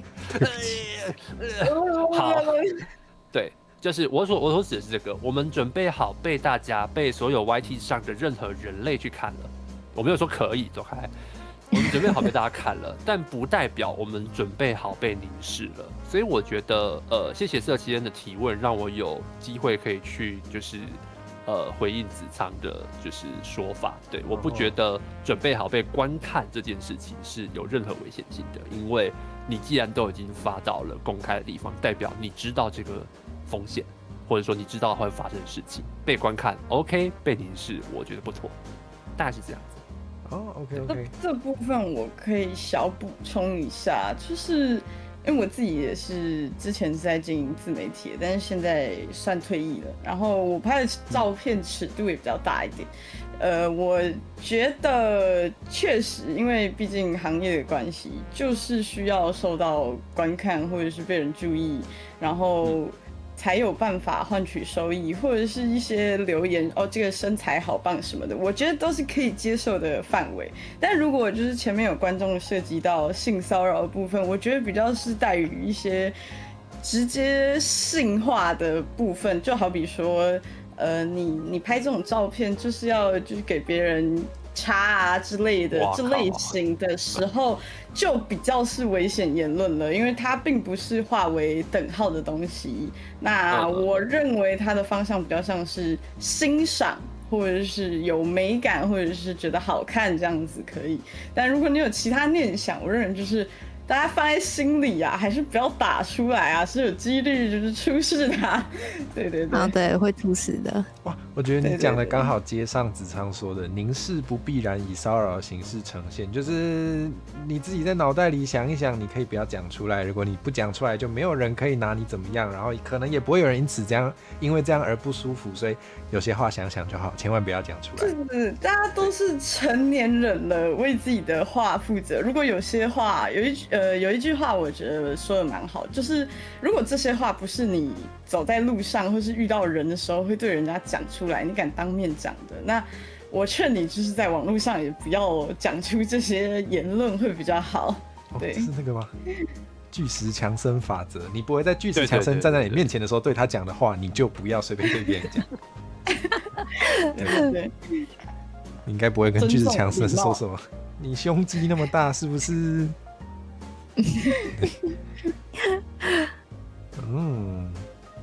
我觉得子昌说的凝视不必然以骚扰的形式呈现没有问题，对。但是我们刚刚讨论的，就是我说我啦，对，就是我在讲说，我把照片 po 上去，应不应该要说到凝视这件事情，就它仍然成立。就算你没有，你今天。我觉得它一定会发生，因为所谓的凝视，我其实指的很明显就是男性凝视，就是将女性描绘成性对象，然后来满足男性观赏者愉悦的行为，就是你可以去查它的定义，对，然后你要说就是不必然以骚扰形式呈现嘛，对，它可以不用，可是男性凝视本身，我觉得它就不是一个很健康的存在，对，可以回应一下这样子，想提问。留言说好香，这算是骚扰吗？好香不算是一种骚扰，骚扰比较像是什么欠插、欠捏、欠揉这类型的。差不多。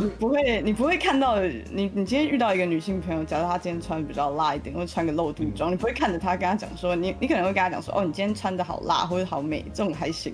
但你不会跟她说，哇，你今天穿这样，肚子好想捏一下，这样我就不对了。可是。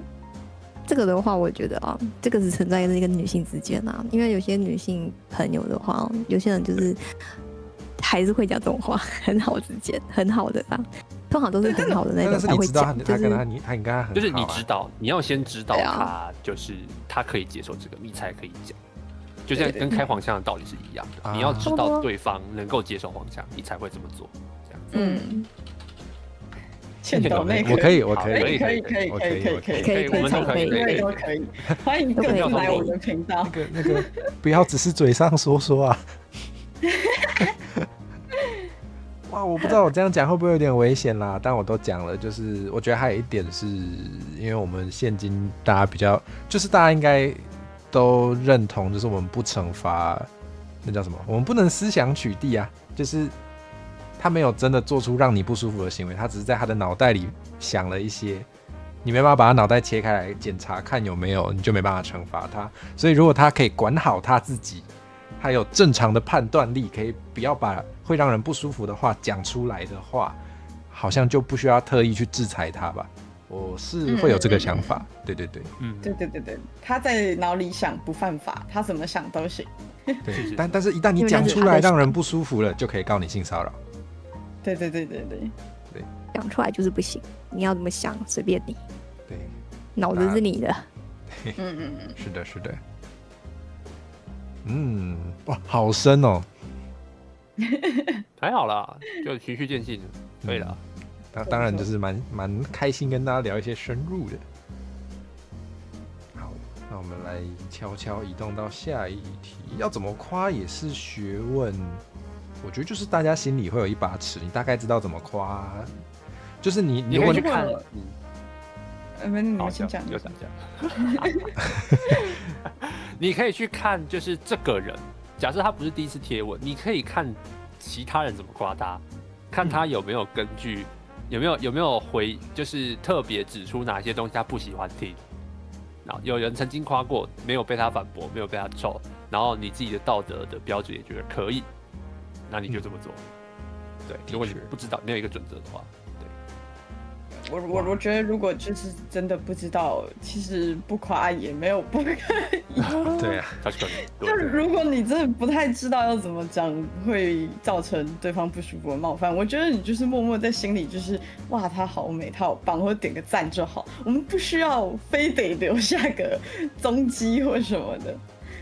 对，好实用，超实用的，你就在心里尖叫就好。对，我真的有遇过这样的情形，就是我在走在路上。或是我在搭捷运什么的，我都会看到，就是我觉得真的她穿得好好看，她好漂亮，这样子。然后我真的每一次都会天人交战，我到底要不要去跟她说这件事情，让她知道，可能让她今天心情比较愉快。但我最后永远都是放弃，因为就像卡斯刚刚讲的，我不知道我的任何夸赞的形式，哪怕我是跟她说。哪怕我是传纸条，或是干嘛的，或是写小卡片什么的，都有可能会让他觉得不舒适，然后我就不做这件事情了。就这样，win。对，你的动机是否良善，跟对方会不会不舒服，一直都是两件事。对，完全对，有可能你光冲上去这件事，他就觉得干嘛？他就很恐怖。对，I 人跟 E 人之间的差别。对。就像我家长辈很喜欢啰嗦，然后他们都是出于善意，但是我还是觉得很烦，这大家都能体会吧？应该很简单吧？对，所以它是两件不同的事，对。是的，我觉得这个蛮有智慧的哦。然后我自己还有想到就是，好自我揭露，就是我偶尔也会有那种就是。我觉得，比如说，我觉得某个人声音很好听，或者我觉得某个人真的是太好看了，然后我很觉得必须把它讲出来，但是我又不想跟本人讲，我怕造成他不舒服的时候，有个东西叫做树洞，就是有一些对，就有蛮多形式的树洞啊，比如说有一些 VTuber 有开放棉花糖可以当树洞给你投稿。或是有一些 Discord 群组也有树洞的频道，我觉得你真的非讲不可的话，你可以试着这么做，或是你可以回到最原始的树洞，就是你真的写一张纸放进某个树洞里，但那好像算乱丢垃圾，所以可能不建议。好，就是这样。对，我会这么做，我其实会这么做，我会放在没有人看得到的地方。对，我觉得是个出口。好，我好像没有这样过，可能每个人不一样，就是不是每个人都非讲出来就不可。对，对，对，大家可以用自己的方式。我都是那个啦，我都是我觉得这好漂亮啊，然后我就开始分享，我觉得这好漂亮啊，然后但是我不会讲到就是其他东西，就是我不会讲到就是对我就是好漂亮哦，这好帅，然后好漂亮这样而已，这样对，然后就到处分享。我觉得如果你有把握不会让人感到不舒服的话，就也不用想太多，对。但没把握的时候，就自己想一下有什么办法，这样子。对。好，那我们来进入下一个问题。好艰深。有在别人面前裸上身的经验吗？我先有啊，好，你先。对不起，看哦，这第四次，没有，DC 有个延迟，我们本来就没办法。去退了，不要太在意。有那个，因为一个是泡温泉，泡温泉这很正常，就是泡啊，什么啊？为什么要为什么要哈？没有啊，就是表示理解。好，对，泡温泉这很正常，而且我有泡过裸汤，对，然后还蛮特殊的体验的，这样就其实一开始会很害羞，可是后来就是因为大家都这样，然后大家就是见怪不怪这样子，对，然后在别人面前啊，对，那个猫猫问说，就是包括伴侣嘛。我觉得可以包含，也可以不包含。我的题目向来都是这样不清不楚的。好的，好，有我在伴侣面前裸过上身，然后其他的时间的话，我觉得比较不稀松平常的是，我会在球场这样子，就我们在打球的时候，有时候因为流汗不想臭，所以会换衣服，对，然后就可能会在旁边椅子，或者是我走去就是比较没有人看到的地方，走厕所那不算在别人面前嘛，但是我有时候因为就附近没有厕所，或是要走超远，那我就会可能我自己判断，可能大家不太看着我的时候，就焦点不在我身上，我就会快速换衣服，这样子，对，大致上是这样。太好了，我要拿出尖锐的问题了。请问我准备好了。请问你会避免在大家看到的情况下换，是因为你自己不想被看到，还是因为你觉得会有人不想看到？都有。对，都有，就是一部分是我自己害羞，这样子，就我也不是什么就是很矜持、很壮硕的一个人，这样子，对。然后另一部分是，我其实会顾虑女生，对，这其实是我学来的，就是我有听说过，就是有些人会特别去厕所换衣服，不是因为他害羞，而是就是因为知道有些女生会对男生在公开场合裸身或是换衣服这件事情感到不自在，所以会特别去回避这件事。那我后来有把这个，我觉得这很棒，所以我后来有把这个东西学起来，这样子，对，大家这样。哇，我觉得这件事情也是，就是可能本来不会特别意识到，我也是你刚刚讲我才想起来，就是真的有听过一些女生朋友有分享过，就是他们看到有一些讲阿北是不是有点贴那个年纪的刻板印象啊？反正就是有一些男生会裸上身乱走这件事情，确实会让人感到不舒服。哦，有人说把金石听成，我自己本身就是觉得不舒服。对，其实我也没有很喜欢看男生裸上身走来走去。我也没有喜欢，对，抱歉。除非他帅，对不起，除非他就是身材很好，真的很好，我会看。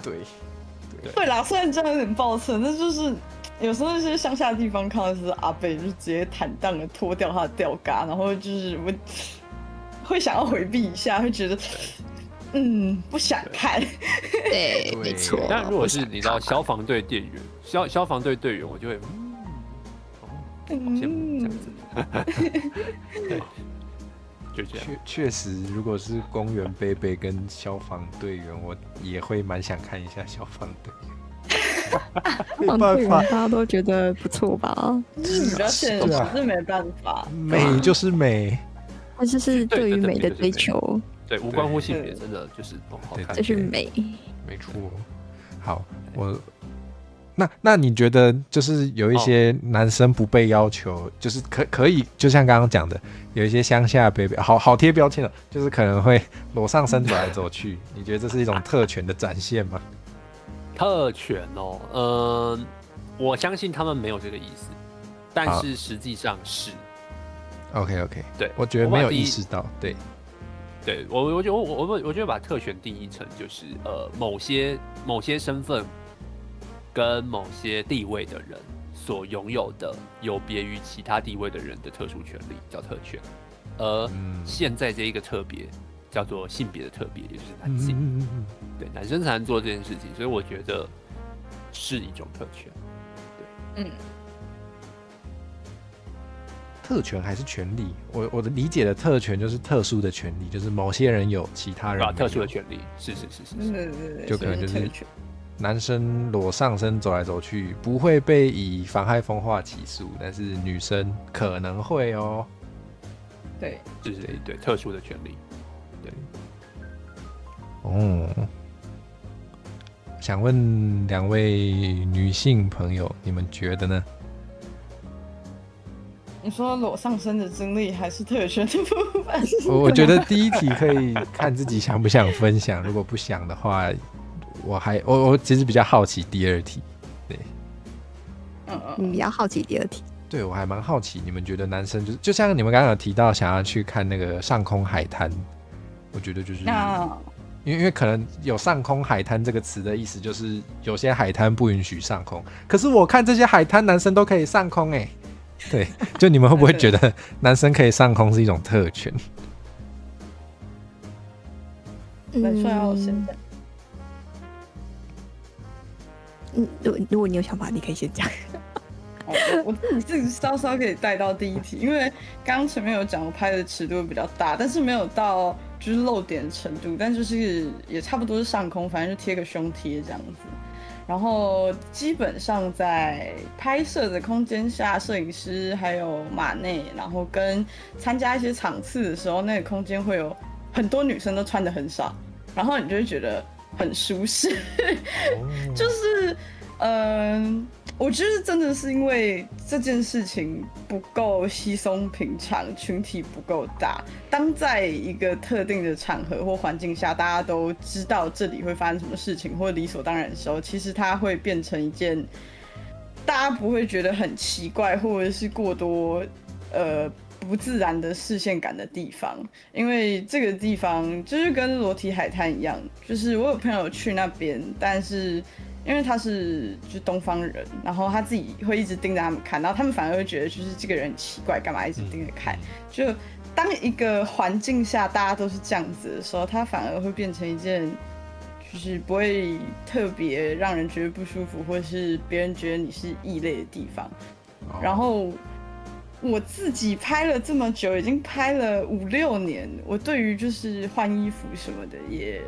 现在有时候为了就是赶场或什么的，就不会特别再绕进去厕所，就可能赶快去套下一套衣服干嘛，所以大家也都蛮冷静的，摄影师也不会盯着看，摄影师就看他的就是照相机，他基本上也不会一直盯着你说，哎，你在换衣服干嘛之类的，就是这些事情都很让人不舒服，大家都变成就是在工作环境下或一个特殊场合的时候，大家其实不会特别去注意这些事情。对。我是想到比较就我听到的啦，就是我做的功课里面包含，如果是比较激进的想要解放乳头的，就这个运动本身可能会主张说，因为你刚刚有说到就是有胸贴，然后还有也有观众朋友有说到，就是女生可以穿比基尼，她可能就也是遮到的，就是范围比较小的。可是就我所知，比较激进的那个乳头解放的运动的主张，其实是认为女生的乳头应该跟男生的乳头一样，就是不是说一定要露，但是就是想露的话，应该要是可以露，然后不会触犯法律的。对，不知道你们有没有这个想法？成人展一直在吵的议题，就是对，没错。为什么非得要贴着胸贴这件事情。但因为成人展其实有时候也会邀请男优或什么，但他们就是可以呈现一个解放状态，然后甚至他们有时候会穿什么丁字裤，但就是有很多女生在抗议说，我也没有想要看就是男生下面一大包这样子之类的，对，但就是很多在场次有一些人可能出一些什么变态假面或什么，但他们都不会造成妨碍风化的这个部分。但女生可能如果穿内衣啊、出脚或干嘛，就会引起蛮大批的人反弹。这件事情也是大家一直在争吵的话题，但我本身觉得蛮不公平的啦。对，因为之前其实我有听过，那时候是我在台南的时候，台南有个地方叫吴园，然后之前吴园那边有举办过一个展，然后那时候他们官方其实就已经有明面讲了，就是说不能穿过于裸露的衣服。啊，有，我有听说这件事情。对，然后那一天有一个学妹穿了泳装去啊。然后就是官方那时候当下的工作人员好像没有制止到他，就是没有注意到他，然后被其他 cos 看到，然后那时候其他 cos 就跑去跟官方讲，然后后来那个学妹好像就有被类似就是支走这样子，就是让他离开那个场次。之后也有被po出文章讲这件事情，就是说为什么不能穿裸露的衣服，就是比较暴露的衣服，为什么坏？为什么就这样穿？现在很多场次都会限制女生的，就是衣服不能露出几分之几啊什么这件事情。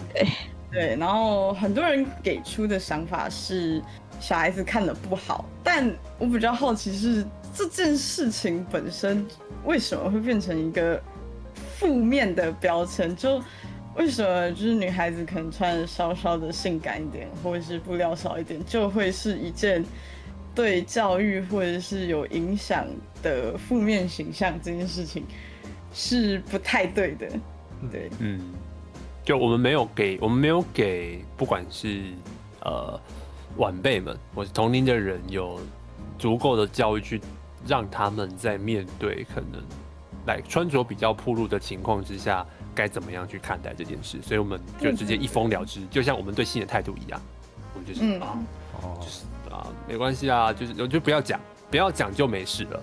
所以套用在穿着也是，你不要穿就没事了，对，就直接去回避掉，就是不对啊，可是他又没有去对你进行实质的诱惑或是干嘛的，然后他也没有就是做出一些明确的性挑逗的状态，那为什么他不能选择穿着就是稍微暴露一点的服装？明明在游泳的时候在沙滩上可以穿，比如说比基尼这样子，那为什么在这样子展示姿态的？你刚刚是 cos 场嘛，对不对？就是对这种情境里面，为什么不能穿这样子的服装？对，它是一件很吊诡的事情。所以现在其实圈内其实吵得也是蛮凶的。对，然后在台湾的一些外岛国家，兰屿的部分，他们其实是很排斥女性穿比基尼的，他们认为那在破坏他们的淳朴小镇，但是它是本身就是也有人在争执，它是一件很矛盾的事情，因为兰屿传统的男性他们在捕鱼的时候，他们穿的是就是丁字裤，然后基本上是裸上身，然后就只穿一件，但很多人就觉得你允许你们的传统文化穿这样，但是就是如果有外岛的居民或者其他人穿比基尼，你们是极其排斥的，这件事情是很矛盾的两件事。对，是的，没错。我觉得根本上的原因也显而易见，就是在很多的文化中不约而同的对于这个女生裸露身体跟男生裸露身体当成就是会用不同的标准来看待。对，对。好，然后反正聊天室有人提出，就是特权这个用词，就是好，我没有先特别对特权这个用词做功课，所以我可能有点误用。就是如果特权，就是每个词可能都有它比较学术上严谨的定义，那看起来特权的意思可能是谁都不该有的权利。那如果是这样的话，也许这边就不一定要用特权这个用词。对，但总之我认为目前裸露上身或是裸露奶头这件事情，显然是男生有，但是女生好像不被允许拥有的权利。然后我觉得是值得讨论跟想一想的。嗯，对。权跟权利哦。好，所以要讲这是不是？我没有先做功课没有，对。那我要讲了，那我要讲了。好，好，那个我可以直接回应你，大家可以现在直接去 Google， 然后大部分的来源都会告诉你，特权叫做一个人或是一群人享有的特殊权利或福利，也就是我刚刚讲的，它不具有普遍性，只有特殊的身份，或者是你因为有特殊的某个东西，所以你享有的权利。对，所以子昌刚刚的推论叫做，那如果是这样子的话，所有人都不可以裸上身，也不可以解放乳头。好，那我觉得这不对，就是不应该封死所有人的权利。那子昌的解释叫做，把一个权利认定为特权，想要让天平扶正的话，那就是所有人都不该有。为什么？所以我提出的疑问是，为什么？不是所有人都应该有？为什么不是所有人都有？就是让就是我觉得在一个社会在现行的社会体制之下，在21世纪的文明现在的状况之下，我们去禁止的成本反而会比较高一点吧。对，这是第一件事情。第二个是你所提到的，把权利认定为特权，第一句到第二句，想要让天平扶正的话，我没有办法把它连接在一起。第三个是让天平扶正，为什么是所有人都不该有？我也看不到中间的关联性。那你问我说，你的意思是所有人都该有特权？当所有人都拥有特权的时候，它就不是特权了，它就是一种普遍的权利了。哦，这跟我的想法它就没有特了，大家都有的权利，对，它就没有特了。因为特权，我们刚刚抓出来的定义是特定的人才拥有的权利，而今天如果这个权利不是特定的人才能拥有，那它就没有特了，它就是权，就是它是权利，没错，这样子。对，所以我没有办法把你所说的特权跟权利的分野导致下来的所有人都该禁止权利这个的脉络，我没有办法把它连接在一起，然后我没有办法从你的留言当中去看出说为什么你的推论会倾向于所有人都应该禁止。对，所以或许这一块就是我刚刚有把就是我的这一条脉络讲出来，那或许你也可以讲讲你的脉络，我可以比较了解说，好，那你是怎么看待这件事情的？因为是特权还是权利，就是我们刚刚就给你讲清楚了，就是特殊的，就是特有的权利，某些特殊的族群有的权利，这样子，对，大概是这样子，回应你一下。对，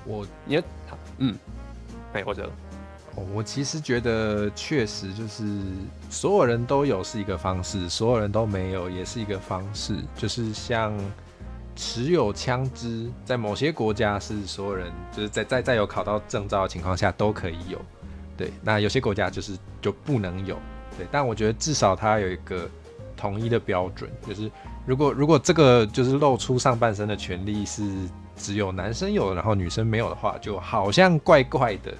对，那如果大家主张说，就是我不管，就是我看到你的，我只要看到任何人类的奶头在我面前，我就会不舒服。然后大部分的人都这么认为的话，那禁止所有人露出奶头也是一个方式。对，但是如果今天是以性别作为一个标准去决定一半的人可以，一半的人不可以的话，就会觉得不太对。对。但是像如果持有枪支，如果是说什么你要成年才可以有，这个是有它的逻辑在的，就是它有一个道理，它有一个为什么。但我觉得男生可以露奶头，女生不行，就不是一个有道理的。或是如果有人讲出道理说服我的话，我 OK。但是我目前没有看到一个我觉得有道理的论述。no。对 no，鸟鸟，耶。哦，有人提到乳头解放运动，对，因为我其实本来想要聊的议题是这个，但是有点太深了，就是有点太硬了啦，就是太快了，太快了。对，太快了，太快了。对，所以我们今天先就是稍微缓和一点，虽然可能对某些人来说也是，可能也许没听过这个概念，或是没有想过可以聊这件事情。对，对。那乳头解放运动还是可以稍微点一下，就是很简单的是，男性可以裸，但是我们刚刚其实就已经有提到，男性可以裸上半身，女性不是。对，那这个解放的部分就是两边一起都可以。对，两边都可以这样子，因为就是我们没有办法找出一个合宜的逻辑告诉我们说，好，为什么女生不能就是袒露上半身？因为实际上在1930年代。就是80年前吗？80、90年前，好，反正就是那个时间点，其实是男生女生都不可以裸露上半身的。然后在美国，他们就是有去抗议这件事，然后结果变成什么？哦，男生可以，女生不行。对，就是有点奇怪。对，那总之就沿用到了现在，所以就是我们想要提出一个吊诡，就是为什么会特别讲说它是不是一种特权，就是来自于是说，那为什么就是都是器官，那为什么不能裸出来这样子？对，大概是这样。大家有兴趣可以用这个关键字去查查看。猫猫可爱说都是器官。对啊，都是器官。我觉得小时候应该都是身体的一部分都是器官，听起来有点怪。对，有比较好，我觉得他说的方式有点比较好一点，对，有比较好。谢谢。没事，我只是觉得器官听起来有点那个比较艺术化、工具化这样，艺术话题的。OK。哇，猫猫卡爱说以为是怕被变态，那你知道吗？就如果男 V， 然后他的那个表情里面是可以把上衣脱掉，露出男 V 的奶头，他应该是不会被 ban 的。但是女 V 呢，有可能会被 ban 哦。为什么？为什么？为什么？凭什么？对，然后3次元人类就不用说了。许许多多的平台，就连女生露沟或什么都要 ban 哦。对呀，没有错。天哪，说出来好近哦！穿着内衣、穿着比基尼都会被 ban 哦。像隔壁平台，你只要露南半球的话就被 ban 哦。对，好难经营啊。对，我们都要把南半球收好哦。对啊，然后什么就丢一堆奇怪的图片打在前面，贴纸贴前面，仿佛好像什么禁区不可以有呢。对啊。害我现在2.0生不出来啊！是这样子哦。哇，原来是这样子哇！对啊，对啊，现在就是如果要画新的新衣装，我都会去考虑一下，就是裸露的面积会不会太大，会不会有几率让自己连台都开不成？对，没错。唉，没有办法，我过图解了。虽然我是男 V， 但我还是可以为此感到觉得很不合逻辑，然后觉得确实对有道理。对不起，是我不好。还是我们下一个皮换成就是可以变男生，然后一键脱光。小动物也可以，还要脱光的时候就变男生这样，直接性转，好有趣哦，好有趣哦，请务必试试看。好的。我换上脱光的时候就换上那个肌肉衣这样子，然后放在那个下面。不错。Oh my god！ 那其实我今天准备的问题也差不多就是这些啦。那最后我想要邀请大家，就是我们可不可以每个人来总结一下，就是今天有没有学到什么，或者想要特别提醒大家的事呢？那个观众朋友也可以就是一起就是打一下自己今天有什么收获哦。那我们先请佩鲁分享一下。跟大家强调的事情今天是因为性别这件事相较之下比较单纯，对，就是没有这么的多元。对，我们今天讨论的范畴很简单的，就是用生理性别，抱歉，就是如果你有跨性别的，我们刚好没有讨论到，但是就是我们今天刚好用很简单的2元的生理性别去谈这件事情，然后来谈一个性别所拥有的权利，还有就是能做跟不能做的这些脉络长什么样子。但实际上这些东西是可以应用在很多很多的面向的，包含社经地位，包含职业，包含就是可能他的其他的特质等等的，都有可能会遭受这样子权力不对等的情形。对，那自始至终，我们在极尽所能的倾向的就是追求平权，追求就是生而为人，无论你的就是我们宪法主导的嘛，无论你的性别、宗教啊、种族什么的，我们一律平等，我们能够享有一样的权利。那为什么要特别去提男生跟女生？因为实际上就是就是你有了解历史，你有在观察社会现况，你就会知道女性所受到的就是权利的剥夺，应该拥有的人权权利的剥夺是比较严重的。那这件事情应该要被重视。对，我不会觉得是说可能女生的权利应该要凌驾于男生身上。但是光是我们今天在谈论的胸罩这件事情来看，虽然它没有法律强制规定，可是实际上就是女生大部分的就是穿胸罩的行为都会被社会的眼光跟世俗的期待所压制住。那我觉得这件事情是很值得被拿出来去提倡的。对，这是想跟大家说的一些话。这样，好，那我们请君临硕分享一下吧。应该说，在这一次的讨论当中，就是其实能够逐渐的感觉得到，有些人其实是对这件事情来讲，已经慢慢的觉得它不应该存在，就是或者是说它应该被解放开来，或者是说它应该被公开来，就是聊这件事情。Anyway， 对，就以现在来讲的话，我觉得是一个很好的进展，因为以前的不一定会这样子说，甚至稍微可能跟老一辈的人讲，可能他就开始指责你逆性。对，然后我在这边我会觉得说，至少我们目前遇到的观众们以及各位大家，其实都是还蛮理性的，并没有存在说非常的不行，就是不行的这种的状况，就代表的就是其实已经逐渐的在走向比较理性化的社会，就是甚至可以去了解，然后甚至可能或许这件事情可以去推动什么的 anything， 对，是一件很好的事情。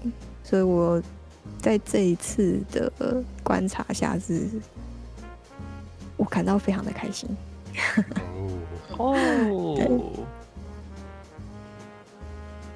好，那换我来说说我今天的收获吧。我觉得我蛮喜欢这种讨论的，然后我自己本来就蛮喜欢把一些大家可能习以为常的事情拿来想一下，就是它真的有那么理所当然吗？对，那我觉得今天其实我们也是在做类似的事情。然后今天我觉得还有很开心的是聊天室的讨论，就是包含就直接跟我们就是主播们讨论这件事情，我觉得是很棒的。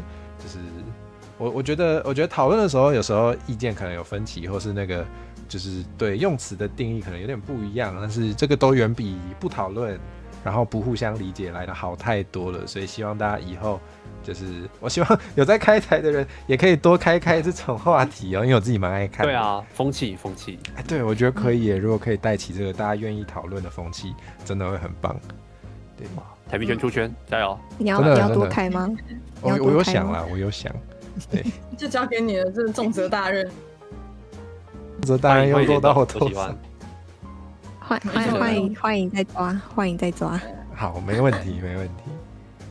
好，那我们最后来请卡尔斯跟大家分享一下吧。我自己是蛮欣慰的啦，就是能以一个很理性，然后有男有女的状况下，开一个已经算很心平气和的讨论了。对啊，对。对，然后因为我自己职业的关系，然后最近算是心累，所以就是完全不做自媒体了。然后我觉得网络上的分子们都有一点太激进了，然后希望大家就是他们刚刚前面讲的很多事情不要视为理所当然，大家其实可以心平气和去想一下，就是为什么会是这个样子，而不是因为别人说什么样子，所以就去理所应当的去为了反对而反对。大家在发言或留言前，即便是在网络面前，也还是要三思。对你讲的任何话语都有可能造成其实蛮严重的伤害。然后我自己额外想提一点是，就是有很多男性就是在意说，就是好像女生会放大男性的骚扰或什么的，但我其实觉得没有，因为像我自己跟女生朋友，我自己跟女生朋友认识了10几年，他们在抱我之前还是要询问我，因为我其实是不是很喜欢肢体接触的一个人，不管是同性或者是异性，所以我认为它是因个体而异，并不是性别就有占一定的优势。那相反的，男生们如果对于女生的骚扰觉得不适的时候，也是可以勇敢的站出来。对，好，我唐突补充，不是补充，就是唐突接着讲。我觉得男性遇到男性就是对你肢体上让你不适也可以讲，我就蛮讨厌被男生抱的。我蛮讨厌被男生勾肩搭背的啦，就是我其实没有很喜欢，但是有些男生就是会觉得可以。因为他觉得就是你是兄弟啊。对啊，但我不知道啦，我其实也是，他们还拍我屁股。哦，我不行。哇！那你有觉得被性骚扰？说出来。对，我觉得不行。我以前没有这个概念，我是国中的时候会这样子，就是我不知道那时候大家在流行什么东西，就会拍大家屁股，对，就是会被拍。是什么？你们国中很有趣哎。就是男生才会这样，男生才会这样，对，就拍。然后，可是我那时候只有意识到一件事，就是这是他们打招呼的方式啊。对，可是我完全没有想到，就是我会不舒服，我不舒服就完全没有朝性骚扰这方面想，就纯粹觉得就是 OK 好，他们可能比较习惯这件事。那我其实一直到了最近几年才开始反思，或是想到说，这个好像不太对，因为什么呢？因为大学的时候也会有人这样做。My God， 真假？对，男生对啊，就是你知道好兄弟，因为我完全知道，我完全确定他们没有任何恶意。他们真的就是在打招呼，就是对路这样子，他们也没有说什么屁股很翘啊什么的，就是拍，然后跟我闲话家常。Oh my god， 我觉得可以，这好像或者你下一期可以讨论这个。好啊，你说男生会不会被性骚扰？男生之间的，反正大家都有权益捍卫自己。这个我也很有话讲，太好了。对啊，这就是应该说男女之间的打招呼方式啊，因为其实。依我的认识，我所有的认识下来，我认识的男生基本上他们都会很自然的勾肩搭背，很好的那一种，对。然后女孩子的话，反而每个人都会说对不起，我可以怎么样这样之类的嘛。当然，这个就是在第一次想要接触的时候。那如果说他说没关系啊，然后或者你之后都可以啊。然后女孩子人之间才会有后续的接触。对，反正男生我真的是没什么看到会先问说，可以勾一下吗？没有，真的没有。我的经验就只有女孩子，我真的没有。对，就真的是只有女孩子会说，我可以勾你的手吗？这样。我自己，对，从以前到现在的所有听下来的都没有。我觉得这也是蛮有趣的。好，10月就来开这个10月主题就是性骚扰了，不一定那么直接啦，不一定那么直接，大家记下来哈。对，大家可以找我讨债，好不好？找你讨债。对，我觉得不错顺便决定好下次的话题。耶，啪叽啪叽。如果刚刚没有提到的话，其实我真的是没有意识到这件事情。或者是说男生之间勾肩搭背可能会让男生不舒服这件事情。对，对大家可能没想过啊。对，对啊，真的对啊。好耶，那我们今天最后就是，请问大家有没有什么想要宣传的事项呢？哦，宣传，没错。好，那我们有请最左边的 Taylor 先开始吧。好，大家好，大家好，我是喜欢讲那个就是议题的许 Taylor。火水，你可以帮我放那个。好，我的电脑有点卡，我正在努力打开它。好，等你。好，没关系，我帮你撑，好，谢谢。刚太可靠。大家的声音。好，大家就是不是大家，我是说我就是我是一个喜欢讲议题的人，那包含就是可能观众之间的烦恼，或者是比如说像我们之前也有讲过性别困境，或者像是可能主播跟观众之间的分寸。还是我们希望获得什么样的认同，还是说来找伴侣需要什么样的要求这类的？对，就是可能在生活当中大家会遇到的种种的状况，或者是社会上刚好发生一件事情，像最近像爱上主播，我们现在在画面上看到这一个东西，就是那个时候在避难所。他有丢一篇文章，然后我觉得很有意思，在讲就是V 圈就是渣男渣女的养成圈。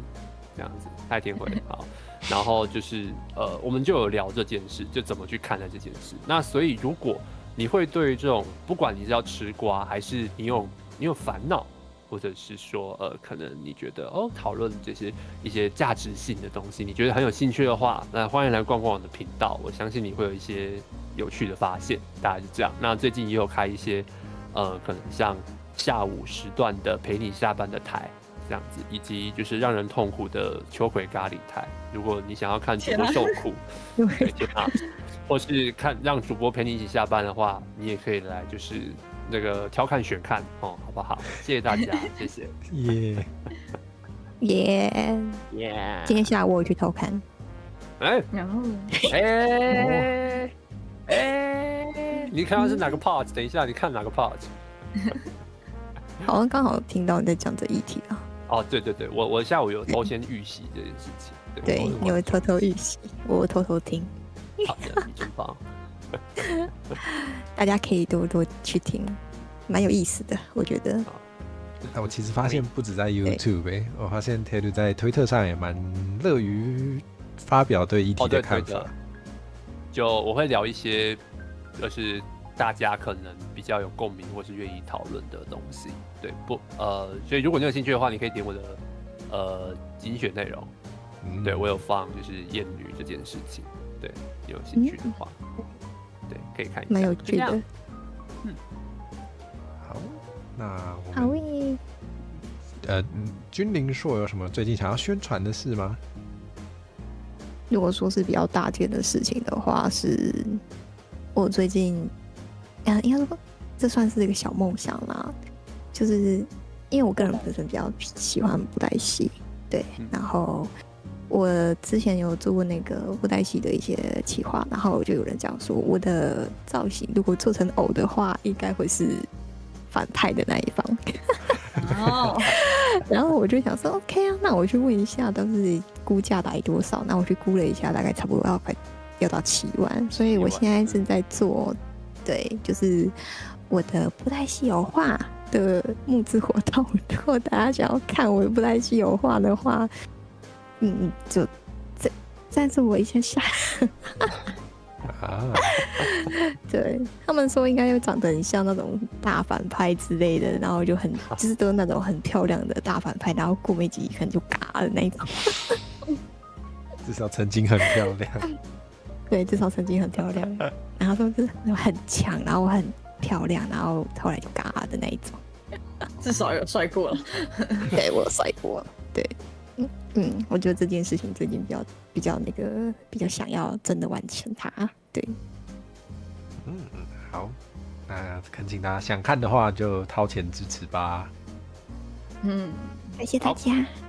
好，那我也来宣传一下我自己，我最近准备要出饭友周边啦，但是我卖场还没准备好。